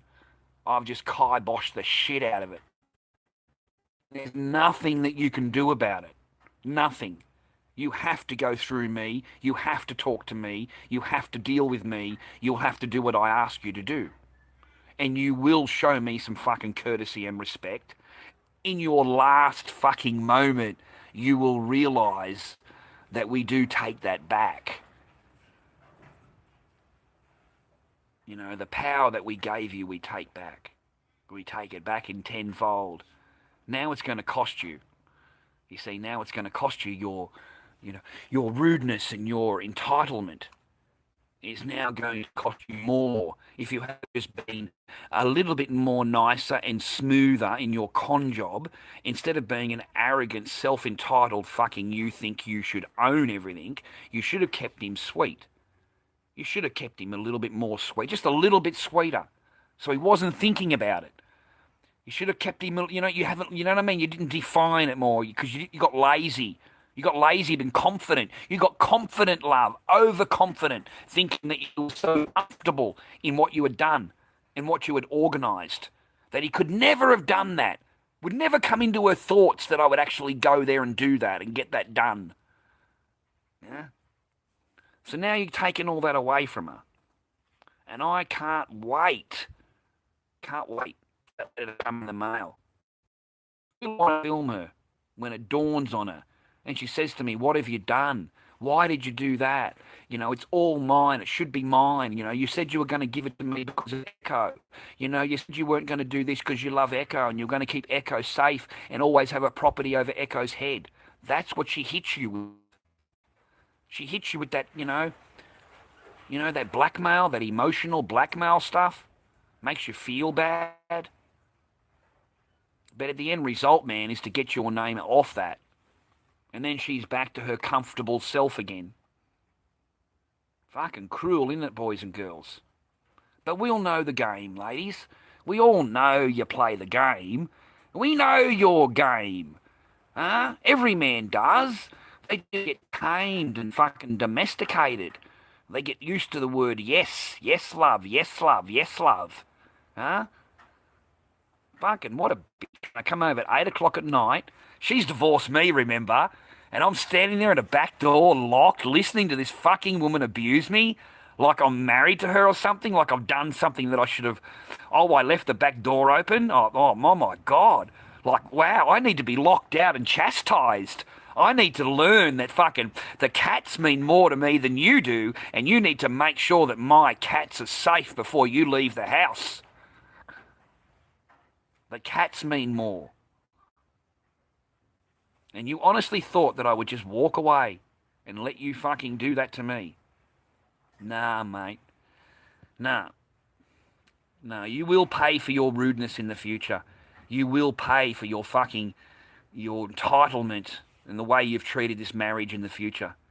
You will pay for it. You will fucking realise, it will dawn on you one day, yeah, it really will, that you do not have the upper hand and all the rest of it. I've just let you have that.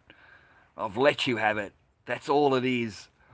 Because I can't open my mouth. The minute I open my mouth up and say anything, she throws the recorder on and records me.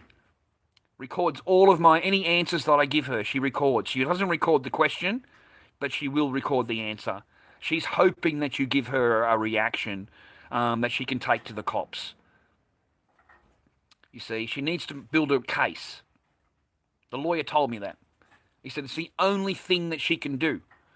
It's the only thing that she can do, and it's so easy for her to do. Without any proof or anything at all. She can just call up and say that she fears in threat of you. What do you mean? He said you could be in the garage, the bitch is in the house, and she feels threatened by you. And that's all she's got to say. She makes a report, it goes into the file. 2 or 3 days later, she makes another report. And she does it for a month's time, every 3 or 4 days.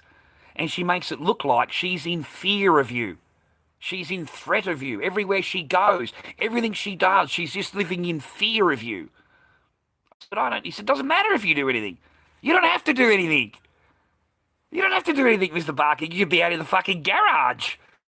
It doesn't matter. But they will, and the cop will react on it. Well, that's what you've done. Come here and physically remove you. And he said, once they've done that, he said, we've got to go back to court and all that. He said, that's a whole different ballgame. He says, the only thing that she can hurt you with is domestic violence laws. That's it. Other than that, she can't touch you. She can ask you to do whatever she wants. I mean, anybody can ask you to do this. It doesn't mean that you have to do it. Just because she tells you that you need to go, you don't have to do anything. You don't have to do anything. Okay? You do not have to leave. You do not have to pack your bags and go. That is not the laws in Australia for a married couple or even a separated couple or even a divorced couple living on the same property. Nah. He said, what about the bills and all that? I said, well, I got my driver's license and my car reg in here, in this address. Because because I don't have any bills. You know, he said, you need a way to prove you live here.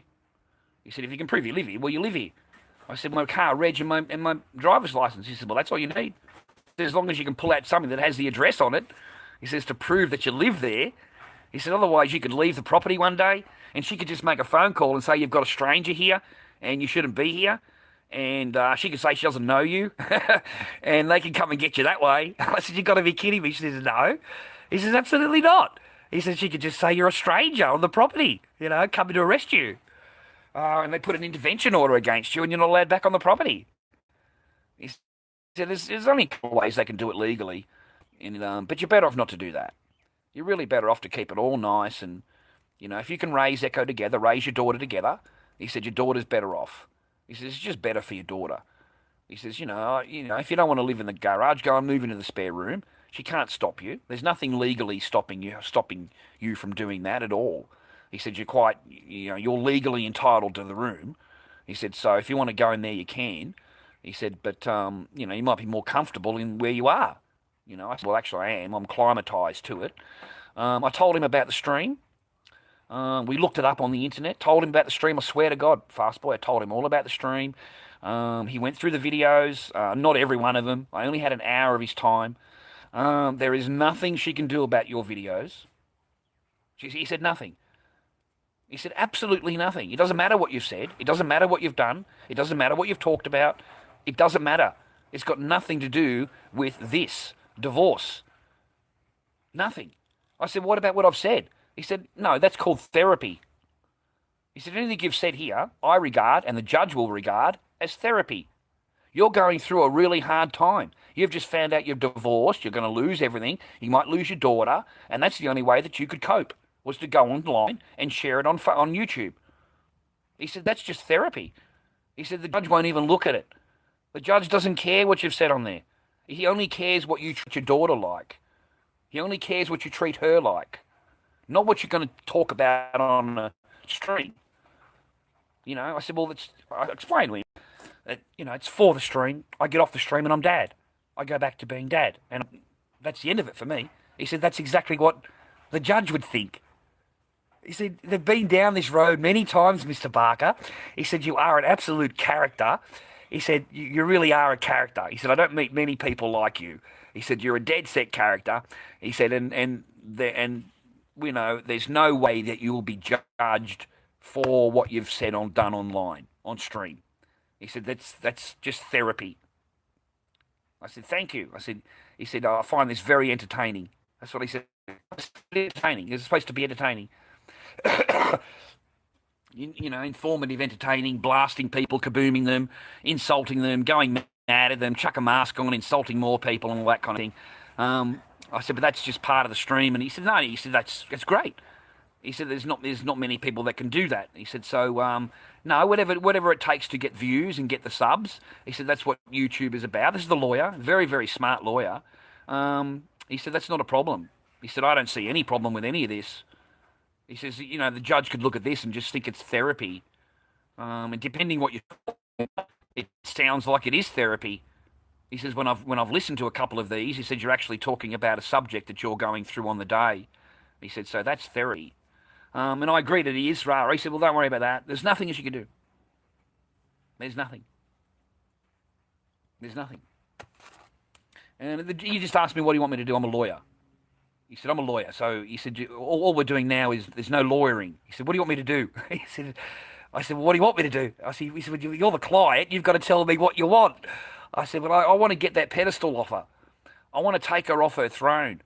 I want to get rid of the pedestal that I gave her and the throne she sits on that I gave her. I want to remove that. You know, I'm sick of her looking at me like a peasant, like I'm nothing, and yet I'm the one that brought her here and created all of this. You know, I'm the one that did all this. You know, she fucked a couple of times. You know, she gave up some virgin pussy, right? That's it. She didn't have to sell a single bottle of fucking polish. She didn't have to do anything. She didn't have to sell a bottle of... She didn't have to do shit, guys, honestly. She was at home every day with Echo. Or she was at her friend's house when I was at the market. And I would come home and put the money on the table. Right? There it is there. Bang, there you go. Right?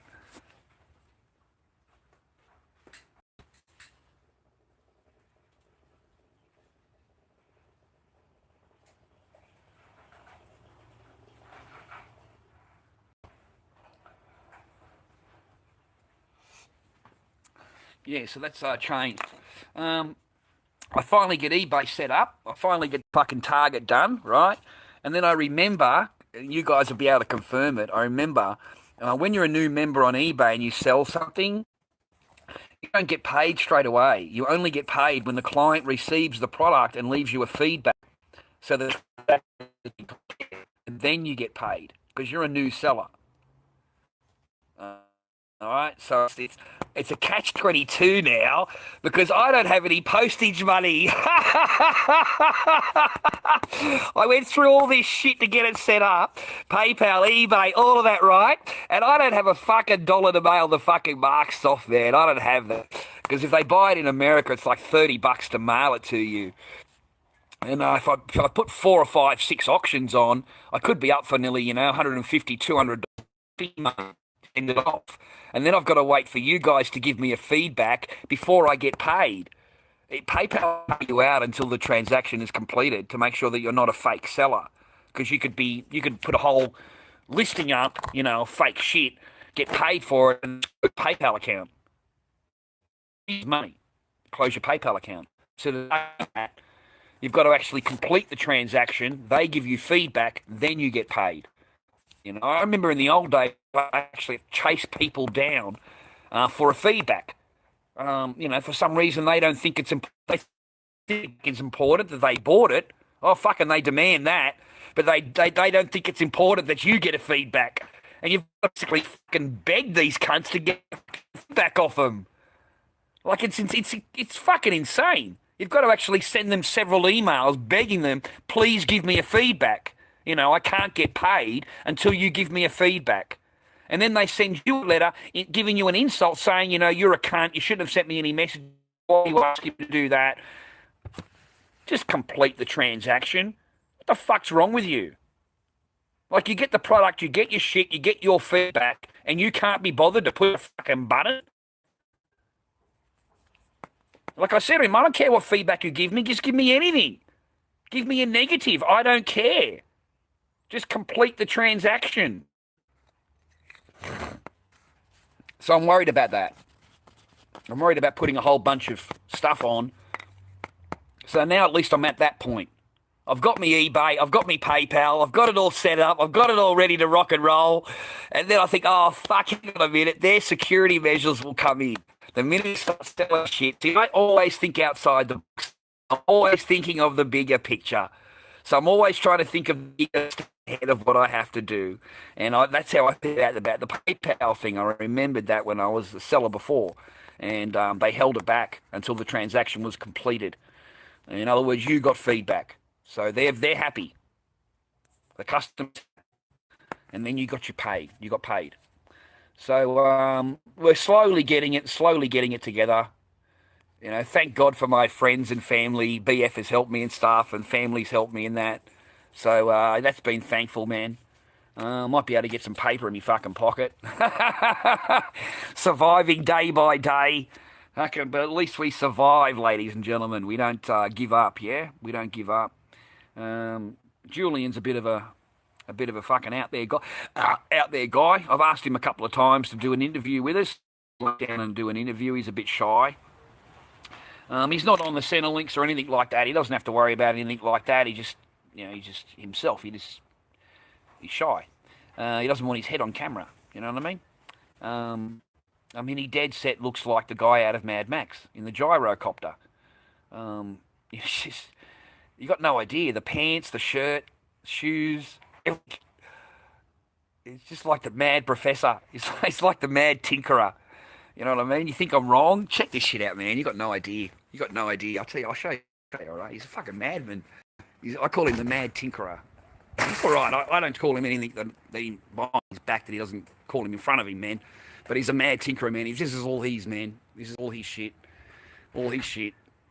There's more stuff around the other side of the house over there. And he's got a car coming here, so he plans on building cars or whatever. I don't fucking know. I don't care. I don't care what he does. I don't give a fuck. For $130 a week, it does brilliant. It's a total takeover. It's a total fucking takeover. I think it's brilliant. And she doesn't say anything. Well, he pays half the mortgage, I suppose. That's why. You know what I mean? He pays for it, so. There's 2 tyres. This car is still sat here, ladies and gentlemen. 2 flat tires on it. You know, they are not. These 2 women couldn't even be pleasant enough to say hello to you, that you would volunteer to change the tyre. Now, you and I both know in the Western world, a man does not have a problem changing a tyre. There's another box for it. Another box of fucking shit, right? More fucking. I'm not fucking picking it up. You can sit there. Sit in the box. But gee, a fast boy Craig would tell you that Australian, a man, or any man really in the Western fucking world, doesn't have a problem changing a tyre. That is. Generally, if it was your wife's friend come around and she had a flat tyre, you would hesitate to be out there to help your wife's friend change a tyre. Okay, you just wouldn't. You'd take off one tyre, you'd take it up there, get it fixed. You'd use a spare tyre to fix the tyre. You'd put the replacement on the front. You'd have it done in fucking an hour. It wouldn't be any great big amount of deal. But because they are total fucking cunts, and they want to ignore you when they walk in the door and act like they're queens, and they sit there and be rude, you know, in front of you, you don't do anything for them, mate. You don't do shit for them, mate. You don't lift a finger for them. You know what I mean? The car can sit there for a fucking month, mate. Me and Julian ain't touching the shit. I'm not fixing your tyre, love. You haven't even. You want to walk in here and you want to completely ignore me like she does. You walk past me and ignore me. Then you want to sit in the lounge, the both of yous, on your phone when I walk in, and you both fucking ignore me. You both don't even look at me. Like I don't. And then you want me to go out and what? Volunteer to change your tyre for you? Yeah, that. You know what I mean? So that can sit there for a little while. There's a little bit of toxic masculinity. The car can sit there for fucking a month. I'll give a fuck. It's a brand new Lexus, man. It's worth fucking plenty. You know, it's not a problem for me to change a tyre. That's fucking easy for me to do. And it's so easy for Julian to do, you know what I mean? Like, it ain't hard for a man to do. And I love how you in until they need you. Until they need you, man, then you're a man. And then after the tyres are done again, they just put your balls back into their handbag, and you can go back to being that simp fucking agreeing little cunt that you were 10 minutes ago. Right? I only needed the man just to change my tyre. Right? I need the man to go out and mow the lawn. I need the man to answer the front door when the next door neighbour's banging on there because I went out and called her a bitch. So the next door neighbour's in here, banging on the fucking door trying to get to her. What did you call me, you fucking Asian cunt? Get out of here. He's screaming. She's screaming at the front door. That day, the old lady was in here fucking screaming at the front door, and I walked out of the gate because she called me out there, and I called her, what's the problem? Oh, it's nothing to do with me. It's nothing to do with me, miss. I'm out of here. Closed the gate and went back into the garage again. But that's when you can be a man. Yeah, you can be a man at their convenience. When they need it, you can be a man. The rest of the time, you need to put those balls away in her purse, and she'll call them out when she needs them. Other than that, you're not allowed to be a man. How dare you say no? How dare you not agree? How dare you not do that anyway? And I thought it was terrible behaviour by these 2 women. I mean, really despicable behaviour. You 2 are so rude. You're just arrogant and rude and self-entitled, both of you. And you think you are so good. You 2 fat bitches are fucking single mothers. You fucking own 4 cats each. Both of your children have their lives. I'm here. I'm part of Echo's life. There's no dad. Eva doesn't have a fucking dad looking after her every day. She doesn't have a dad living in the garage because he doesn't want to leave his daughter. He's desperate to stay with his daughter because he's married to fucking you. And to be honest, I can't blame the bloke. I wouldn't want to put up with her either. She seems to cook nice, though. She's a lovely cook. Fuck, she cooks good. Nice food, fucking fast boy. Nice food that woman cooks, man. Just rude. Right? It's self-entitlement, you know. I'm better than you, attitude. And they've never had a fella. They've never had a fella. They can't maintain a relationship. They can't keep someone else happy. Yeah? So that to me shows that you're not a woman, man. You're just a fucking selfish bitch. That's all you are. You're a selfish fucking bitch. You don't want to give up nothing. You want to give up nothing in order to keep someone else happy. You're not willing to give up anything. Whereas the man, he will sacrifice whatever is needed in order to keep his family happy. He'll sacrifice. He'll go without. The woman, no, she's the one just taking. She doesn't want to go without anything. It's your job to go without. Yeah? That's just how it is. Anyway, 3 hours goes quick with you lot. Jeez, it goes quick. That was quick 3 hours. All right, I'm going to go and have a break.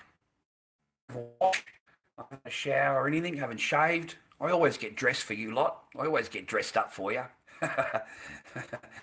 Lord Dobby. Yeah? And I'll try and get a bit of casting done. I need to get all those moulds redo. So that takes me a couple of hours of just sitting there doing casting to pull those moulds out. I need to get them masks done. I don't know what I'm going to do. I don't know how I'll survive. I don't know how I'm going to get funds. I'm a bit fucking lost for it right now. I've got plenty of groceries, plenty of food. I've got half a packet of cigarettes and a little bit of smoko, so I don't have to worry about any of that. So I just take it day by day.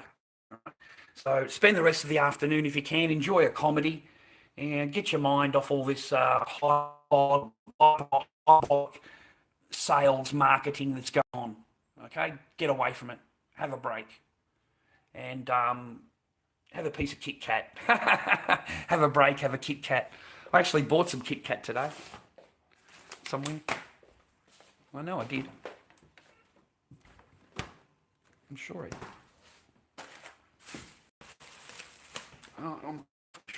I know I did. Yes, I did. Look, I bought some Kit Kat. I got my Maltesers. Right. I'm ready for war. I'm ready for the whole thing to collapse. I've got me Maltesers. I've got me Kleenex. I've got me Kit Kat bar. I've got me coffee milk. I'm ready to sit back and watch the whole shit just fucking go to hell. All right? Anyway, take it easy. Give me a thumbs up, please. This has been a bit entertaining for you, a bit fun for you for a couple of hours. Good old Lord Dobby, mate, comes through in the end. I need you to step back and have a think about what's going on and what the bigger game is. And try and get in front of where these politicians are, to what the elites are thinking are going to take all this. 3, 6, 9, 12 months total close down. Yeah, I that's the end of civilization as you know it. It's the end of the civilization as you know it. If that's what they're going to do. It's the end of everything that you know. All your whole paradigm is fucking gone. Your whole paradigm is about to change if that's what they do. That means all these people are going to be at home. They're all going to be on the internet. They're all going to do their classes, whatever they're doing on the internet. All the work people, they're going to have to do their work on the internet. I don't know how the fuck you do all that. But, I mean, that's what they're going to do. You're going to have limited staff in the buildings. They'll cut the rosters down to half. So you still get the same shift, but there's only half the amount of people working there. Yeah. So there's not much, you've got a bit of space between the. We will persevere. We will persevere.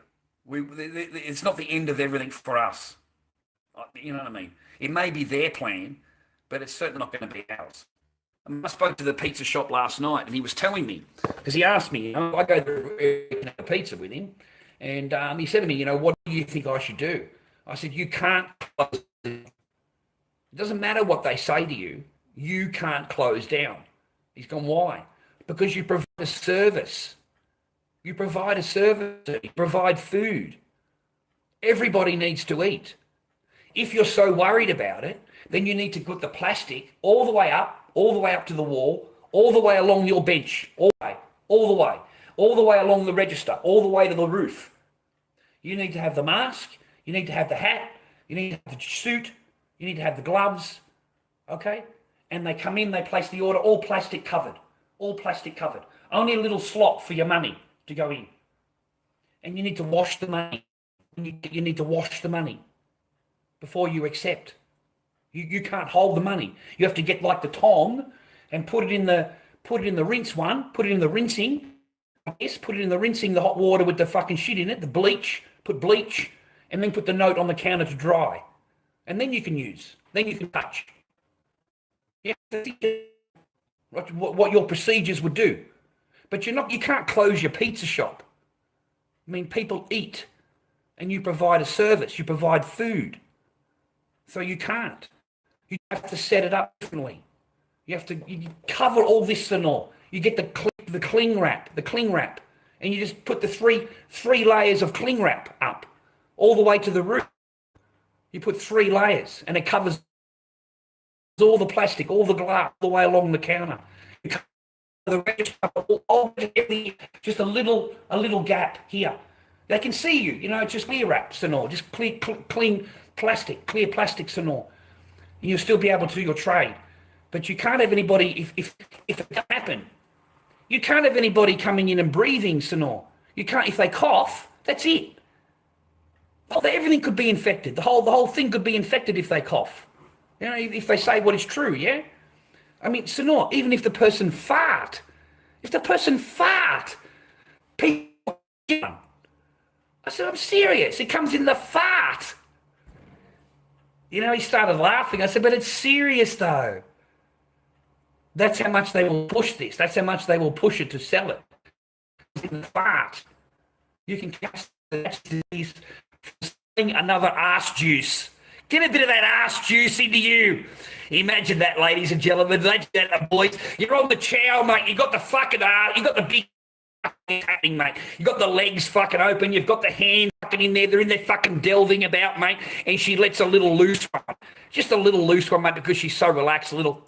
That's all she's got to do. Just a little. Fast boy's getting out of that fucking bed so quick, mate. He's fucking bolted, mate. He hasn't even fucking looked at it, mate. As soon as he's at. That's it, he's gone, he's out. He's fucking gone. Oh, fuck, that'd be funny, wouldn't it? You're down on there fucking on that munch, mate, and you hear this little... That's it, that's all you got to hear. Fucking hell. You'd be bolted, mate. Fucking bolting, mate. You know what I mean? Like a little sly one, right? You get a bit relaxed, right? You're copping a blowjob or something, you feel a bit relaxed, right? You think you're going to have a sneaky one. You think you're going to have a little sneaky... You fucking get the arse cheek up, you give it a little bit of an angle going, right? Yeah. That's it, fucking bang, fucking move. She's fucking gone, mate. She's hit the fucking ceiling, fucking screaming at you. There's a good dose of fucking Wuhan, love. Get a fucking nostril of that. Get a fucking nostril of that, love.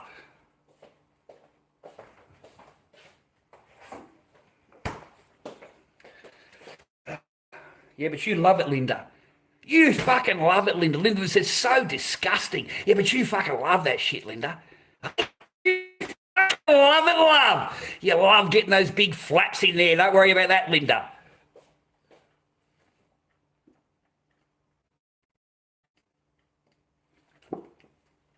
Oh, man, this stuff's addictive. Fucking addictive.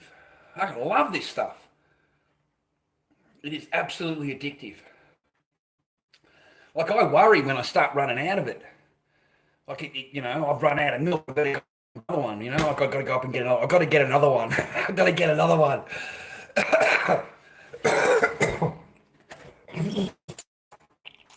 Yuck.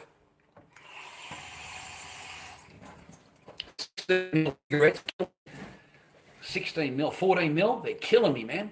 The smoke. Oh, man, they're so strong compared to 8s. You know, they're just... Whew.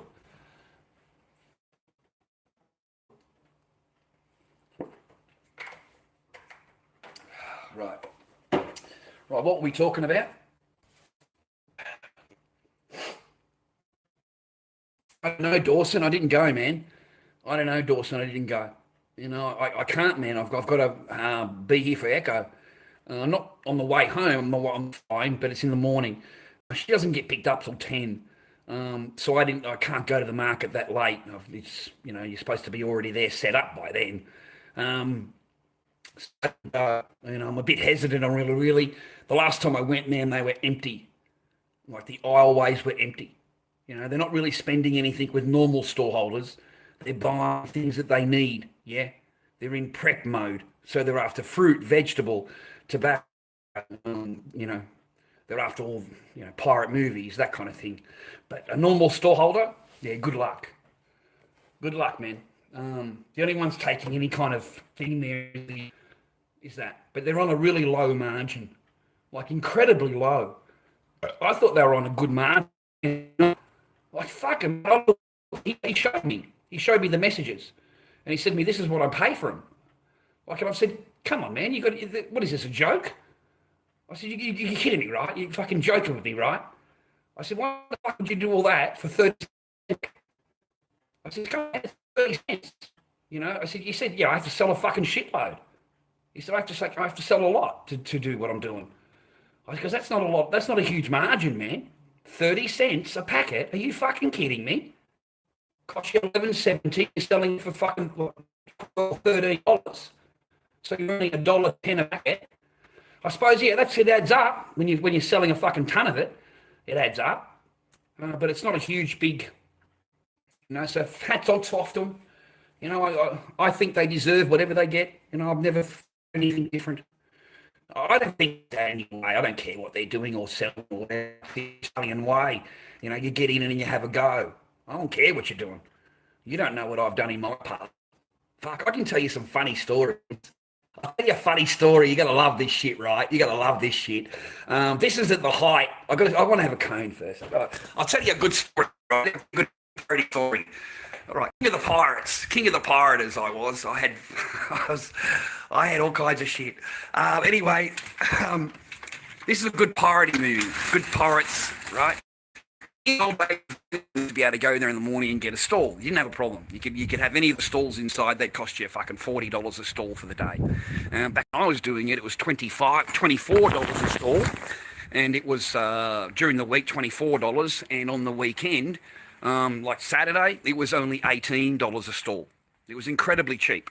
So it was a good way of getting on top of your life. If you can put one and one together, you could have a nice little living there, and it hasn't cost you a lot of money. Cut a long story short, okay? I'm selling clothing. I'm selling men's clothing, T-shirts, jumpers, jeans, all that kind of thing. And I'm getting my shit, getting power organised. Anyway, I'm selling my jeans and my shit, and I bump into an old mate of mine, of Johnny Farnham. This was the time of Johnny Farnham. You're the voice, try and understand. Remember that era? You're the voice, try that era. When that record came out, I made a fortune on that. I made a fucking fortune on it. I swear to fucking God, when that album came out, I hated fucking Johnny. I hate him, man. I don't listen to that fucking shit. But anyways, listen to me. Back then, there was no discs. There were computers. We didn't work with computers. We worked on tape. So tapes. We sold tapes. So we would go over across the road there. You'd get the latest fucking whatever it is, tape or whatever, Johnny Farnham, You're the Voice, all of that shit, right? The latest top 10. And my friend, he was at a police auctions one day. He's at a police auction, and he's happened to pick up a duplicator. So if you don't know what that is, it's an amazing machine. You can put a tape on one side, and on the other side you had a blank tape you could put in, and it would just duplicate the tapes. And it would just do it within a few minutes. You'd have the whole tape done. So from there you just print the cover, and you've got yourself the tape. Are you following? Because this is a real machine. This is a real duplicating machine, what the actual people would use themselves. So it's the real deal.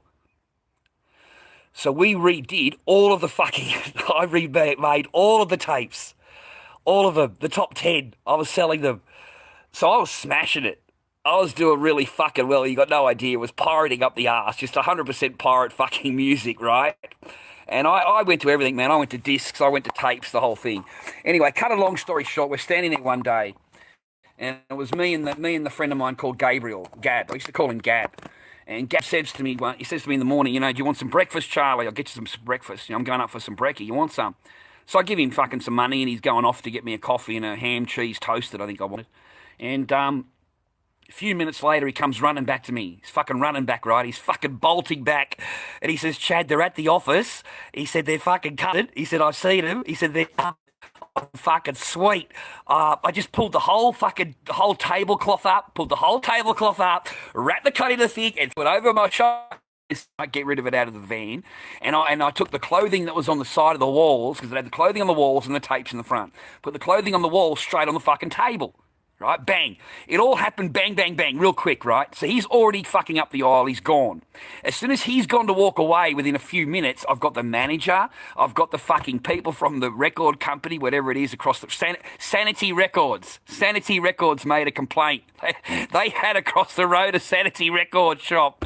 And so they've got in and made a complaint. I've got the cops there, the manager there, Sanity manager there, and they're all fucking pointing at me stall, right? And the manager says, where's the discs? Where's the tapes? I've gone, what tapes? He's gone, well, don't you sell music? I said, I've got music playing. I said, I've got this music here. Oh yeah, I play music. Do you want me to turn it down? I thought he meant playing music. He's gone, no, not playing music, selling music. I said, I've only got what you see, boss. That's all I've got to sell you. And that was it. It was just split seconds, fast boy Craig. A matter of split seconds, son. You got no idea. The minute I pulled that cloth off the table and he put it over the shoulder and walked away, there they fucking were. Like, I swear to God, 10 fucking seconds earlier they would have seen me pulling the cloth up, right? So it was just a great storyline if you could get the picture of it. And I've got the manager walking up, the cop walking up, Sanity Records walking up, and some woman that complained, all in the front of me stall, all trying to nail me up, right? That was a funny day. It was great timing. It was insane timing. You got no idea. It was just so fortunate that I just got him off the table at the time, just lifted the whole cloth up and told him to go, man, go. Put it over your shoulder and go. I'll sort the stall out. Just get him out of here. Go.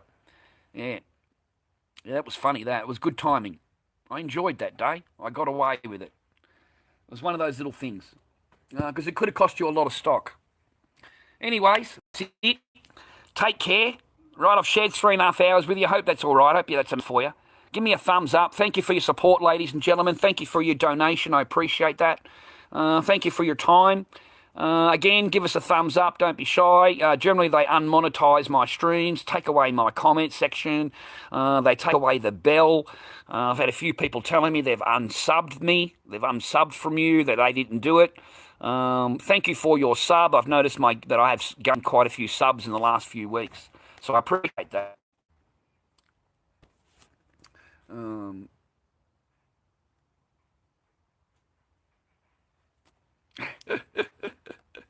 They raid the stops here. They do the same thing here. It's just a token thing. They just do it, just someone complains. But nowadays there's no complaining because the company that normally does the complaint doesn't do it anymore. Like, they hired agents and they would go to all the markets. They would take a note down. They would go back to the agency, get paid, and then they would go out and try and close down the stalls. And they come past with a piece of paper. And they tell you, if we find you again in the market, then we can take you to court and all the rest of it. They've done that a few times here at the market. They go through the Caribbean. That was the incident that we had with the young lady a couple of months back, where I stood up for her and I shouldn't have done the old white knight because she was only 14, and really I shouldn't have fucking done anything, just walked away. That's the same thing, because he was accusing her of the purses. The purses are fake and they're not real, so we need your ID and we're going to fine you and stuff like that. Yeah, she's 14. Yeah, you don't get to ask her shit, cunt. You don't get to ask fucking anything. I don't fucking care what you want. So anyway, that was the big scene. That's why I made the scene that day, because that's what he was there for. He was there because of the purses that she was selling. And I don't care what she's selling. I don't give a fuck. You know what I mean? To me, you're so... I don't care what you do. I don't care what you're selling. When one gets to question you or ask you like that and tell you to sit down in the seat and they've got questions for you. Well, that was fucking it for me. I thought, who in the fuck do you think you're talking to? Especially in front of me. Like, you can get away with that shit if I'm not around and I hear about it later. But in front of me? Yeah, that fucking... Mate, I told the stepdad. I said, mate, you step in now or I'm fucking stepping in. I said, he got no right asking her that. He ain't got no right out. And she doesn't have to tell him shit. In fact, get in there. Get in there, man. Get in there and stop this fucking shit or I fucking will. And I said it out loud. Stop this fucking shit or I fucking will. I'm going to nail this fucking little cunt standing fucking here. Look at me, cunt. Do I look like I'm fucking scared of you? Why don't you come and ask me those fucking questions, you fucking... Because you're standing there in your sheepskin fucking shoes on, man. You got sheepskin fucking shoes and you want to ask me, you want to ask her questions? Bring those sheepskin fucking shoes over here, cunt. Let me see how you fucking go over here. And I said to Judd, man, Judd, go and get her, because you're supposed to be responsible for her. Well, then, what are you doing here if you're responsible for her? Why are you letting her getting questioned at all by anybody? Get over there. Stop this conversation. Get in amongst that, or I will. In fact, fuck all that. I ain't asking you shit anymore. Sit down. I'm going to get this motherfucker now. That's what I said. I'm going to get this motherfucker now. I yelled it. I'm going to get this motherfucker now. And I walked straight over to the table, walked behind the table where the chick was, and just told the chick to just go. Leave. Go. And then the bloke started watching us and said, look, mate, don't look at her. Look at fucking me. I'm the cunt you got to fucking look at now. Now, what the fuck do you want? What the fuck do you want? And he's got to give me these papers. And I looked at the paper and said, mate, flick through them. I said, these are photographed out of a fucking computer that you've printed at home. You are a private fucking security agent. Take this fucking shit, stick it in your fucking ass, and fuck off out of the market. I don't fucking care who you are. I went off my head. Yeah, I went off my head, man. I went off my fucking tree. I really did. I went super fucking toxic on the cunt. Like, you're standing there in sheepskin shoes and tracky pants, man. And you want answers. And you want to query a 14-year-old. I accused him of being a pedophile. That's what I accused him of. I don't care what you want. You must be a pedophile, mate. If you're going to be talking to a 4-year-old and you need an address and everything, you need identification, what the fuck do you need it for? She's a 14-year-old. Are you a pedophile? You like little kids, do you, man? You like to get little kids' information, do you, man? That's how I hit him. Oh, man, I was a bit rough, eh? I was a bit naughty, wasn't I? I didn't even know her. I just knew Judd, and I knew that was her stepdad. And he's got no balls at all. He's got none. He doesn't want to upset any little apple cart here at all. He doesn't want to upset. None of those stallholders talk to me anymore. Those. I gotta say hello to the ladies and say hello to, I think his name is Serge. He sells paper there and all that. And he's a old cunt. I don't give a fuck. But I used to say hello when I walk past. But apparently he took great offence in it because it cost him sales in his paper. You know, it cost him sales. Really. I don't fucking care what it cost you. I told him that. I don't give a fuck what it cost you, bald cunt. I said, you stand there and listen to that fucking chick get questioned, and then you want to pretend that you're her friend. You're her friend, are you? You're not her fucking friend, you bald cunt. You sat there fucking while she was getting questioned and you did nothing. You're a fucking weak cunt, mate. You're fucking weak. That's what you. And I don't want you as a fucking friend, because if I ever did, you fucking wouldn't be there. You'd be the weakest fucking friend to ever have. I mean, that's fucking bullshit, ladies and gentlemen. You want to stand there telling me that friend, right? Your friend is being berated by a stranger and you don't do nothing. You stand there listening to that, and you stand there telling yourself, yeah, that's fine. A stranger can talk to her that way. You don't know him, but you know her. Yeah, you wouldn't do it, right? Yeah, me neither. Me neither, man. Yeah, me neither. Yeah, me neither. I mean, if I walk past, the jewellery store and some idiot is giving it to Alan, he's fucking paying out on Alan. Now, Alan's got a heart condition, right? He's young, but he's got a heart condition. So, don't think I wouldn't be stepping in there either. Fucking right. You're not going to be yelling at Alan very fucking long. You know what I mean? Yeah, you can yell at me, cunt, see how you go. The fucking car park. Come on, the fuck, we'll go yelling at each other in the car park. As long as you're away from the stall, I don't care. You know what I mean? All right, God bless yous.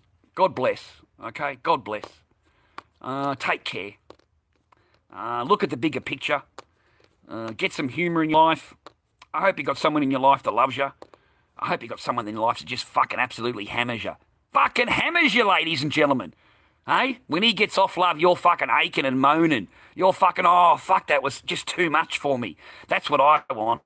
Hey? And when the bloke gets off, he says, oh, that was just fucking best, love. Thanks very much. I'll be back in fucking tomorrow. You know? That's what I want for you. A bit of happiness, a bit of joy. And juice everywhere. I hope there's plenty of fucking juices flowing, ladies and gentlemen. I'll see you next time. Give me a thumbs up. Don't be shy. Other than that, I want you to take care. Stay happy, healthy, and well. I'm going to go and have a break. My ass is fixed. I've been sitting in this chair too long, and my balls fucking ache because they're full. Absolutely fucking maximum. So I've got to go and help relieve them for a little while. So we might go and put on a bit of Jap porn, ladies and gentlemen, for the afternoon, and just enjoy my afternoon. I might get a nice cold Coke with some ice in it and just sit back, mate. Just let it flow. Just let it flow. That's all I'm saying.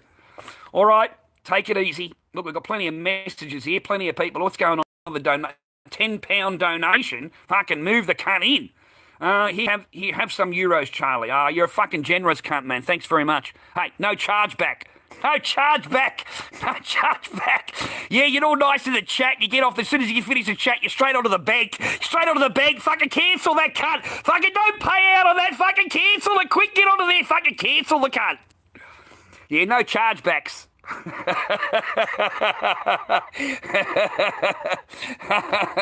Hey, yeah, you take a good day, all right? I'm only mussing around with you. My balls ache. Classic Charlie Lloyd. That's great. Yeah, but I am serious, mate. They're just massive and blue and just fucking poor cunts, poor bastards. You know, they fucking walk behind me, mate. I give them a little whistle and they follow behind me. They're only a couple of feet behind me at the moment. They were more behind me when I was married. Fucking hell, mate. They were back in China when I was in Australia. Still wasn't getting any fucking pussy. Fucking insane. Married to a fucking sort you can't fuck her? You kidding or what? Fucking that. Listen, man, I don't give a fuck about all the niceness and all that shit. Men want fucking sex. Period. I don't fucking care. Men want fucking sex. They want they want that flack tote. They want the fucking lot, right? That's what we fucking want. I don't give a fuck about the rest of it. You know, you can put a whole bunch of bullshit in your whole life and all the rest of it, ladies and gentlemen, but if you ain't getting that, you ain't getting it. Oh, my Godfather. The clogs start to fucking heal up, ladies. The fucking clogs start to go. There's no lubrication in the old clogs. Fucking start to jam up. They fucking jam up everywhere inside. So you need to keep that lubricated, all right? The girls, get that fucking lubrication going. And the same applies to you girls also. I hope you got a bloke there that just smashes that fucking ass. Smash that ass, love. Gives you a good smack right on that ass just when you're not accepting it, expecting it. Oh, fucking love that shit. I hope he leaves you, love, and you just fucking can't even walk. You can't even get out of the fucking bed, love. You're frozen in that position for like 10 minutes. You can't move. He's just hammered the fucking shit out of you. And you can't move. Every bone in your body is just aching. That's what you love. That's what you fucking love. All right? Listen, you know, above it all, man, have a good day. Yeah? Give us a sub. Give us a like. Send me some fucking money. That'd be good. Keep me alive. Because I don't know what I'm going to do if this fucking shit closes down. I really don't even know what I'm going to do. I really don't.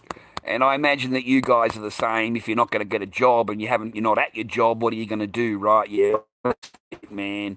So we're all pretty much the same boat. Sailing away, mate, with no sail. All sitting in the fucking ocean, mate, with a little paddle pop stick as an oar, trying to fucking sail the fucking ocean, right? Yeah, who knows what these people have in store for us?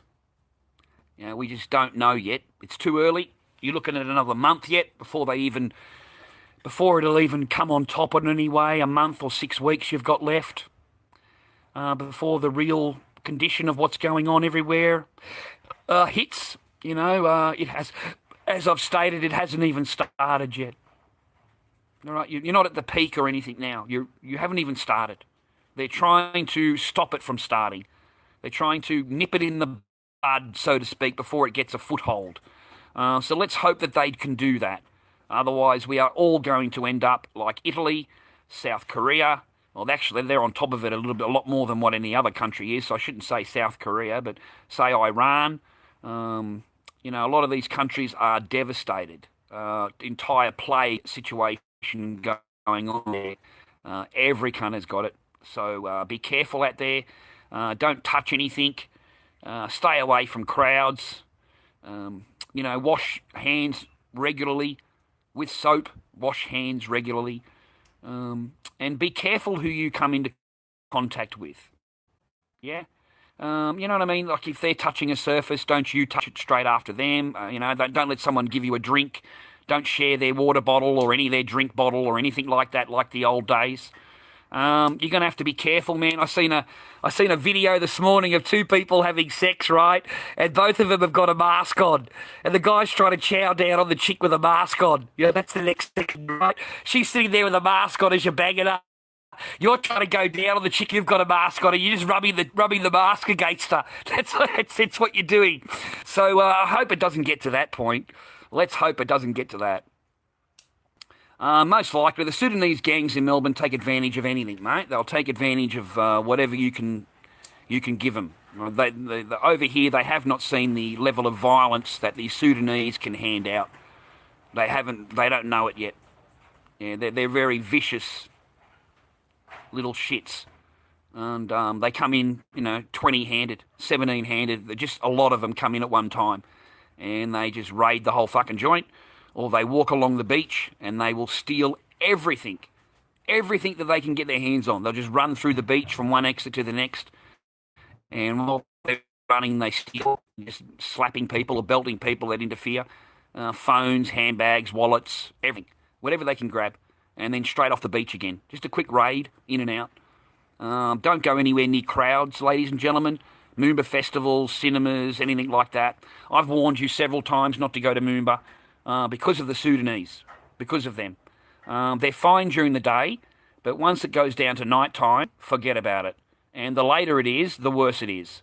Because these people lay in wait. They will lay behind bushes, lay behind trees, they will work down alleyways, they wait for you to get into there and they just bash you and just rob you, bash and rob you.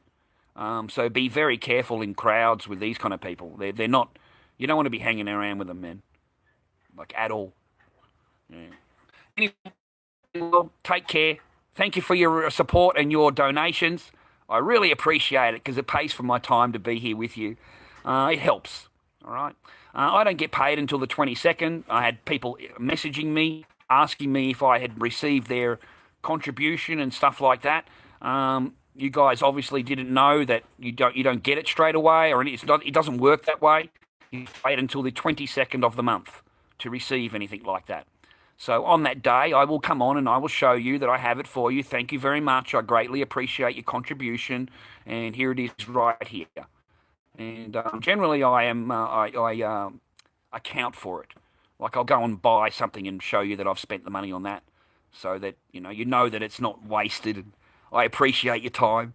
Watch an ad, ladies and gentlemen. I cannot implore you enough. I know we're not wealthy and stuff. If you can support me just by watching an ad, that would be fantastic. You don't have to sit there listening to it. You can put it on the ground and let it continue. So, and that's it. Take it easy. Thank you for your support. All right, I really, really appreciate everything that you've done for me. You've really helped me over the time with everything that I've been through. Divorce and separation and all that kind of thing. You've helped me with my therapy. Hopefully I've changed a bit since you first met me and we first met each other. But take it easy, all right? Don't be shy. Give me a thumbs up. I really appreciate your time. I appreciate you spending some of that with me. And I appreciate your money. Oh, fuck, I love your money. I fucking love that part of it. Oh, get that fucking happening more often.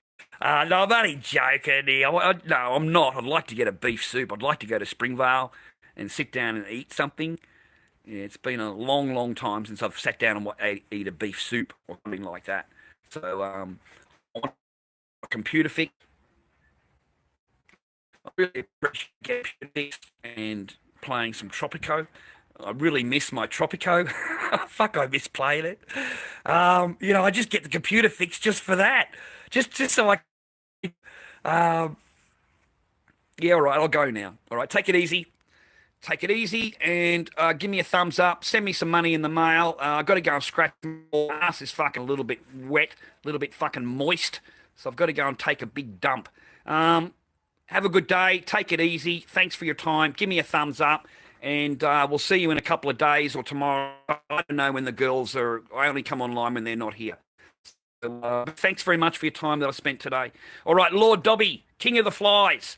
All right, the ruler of all that he forpays. The finest fucking YouTuber on YouTube. The fucking best that there is. Give us a thumbs up, you bastards. Catch you later, boys.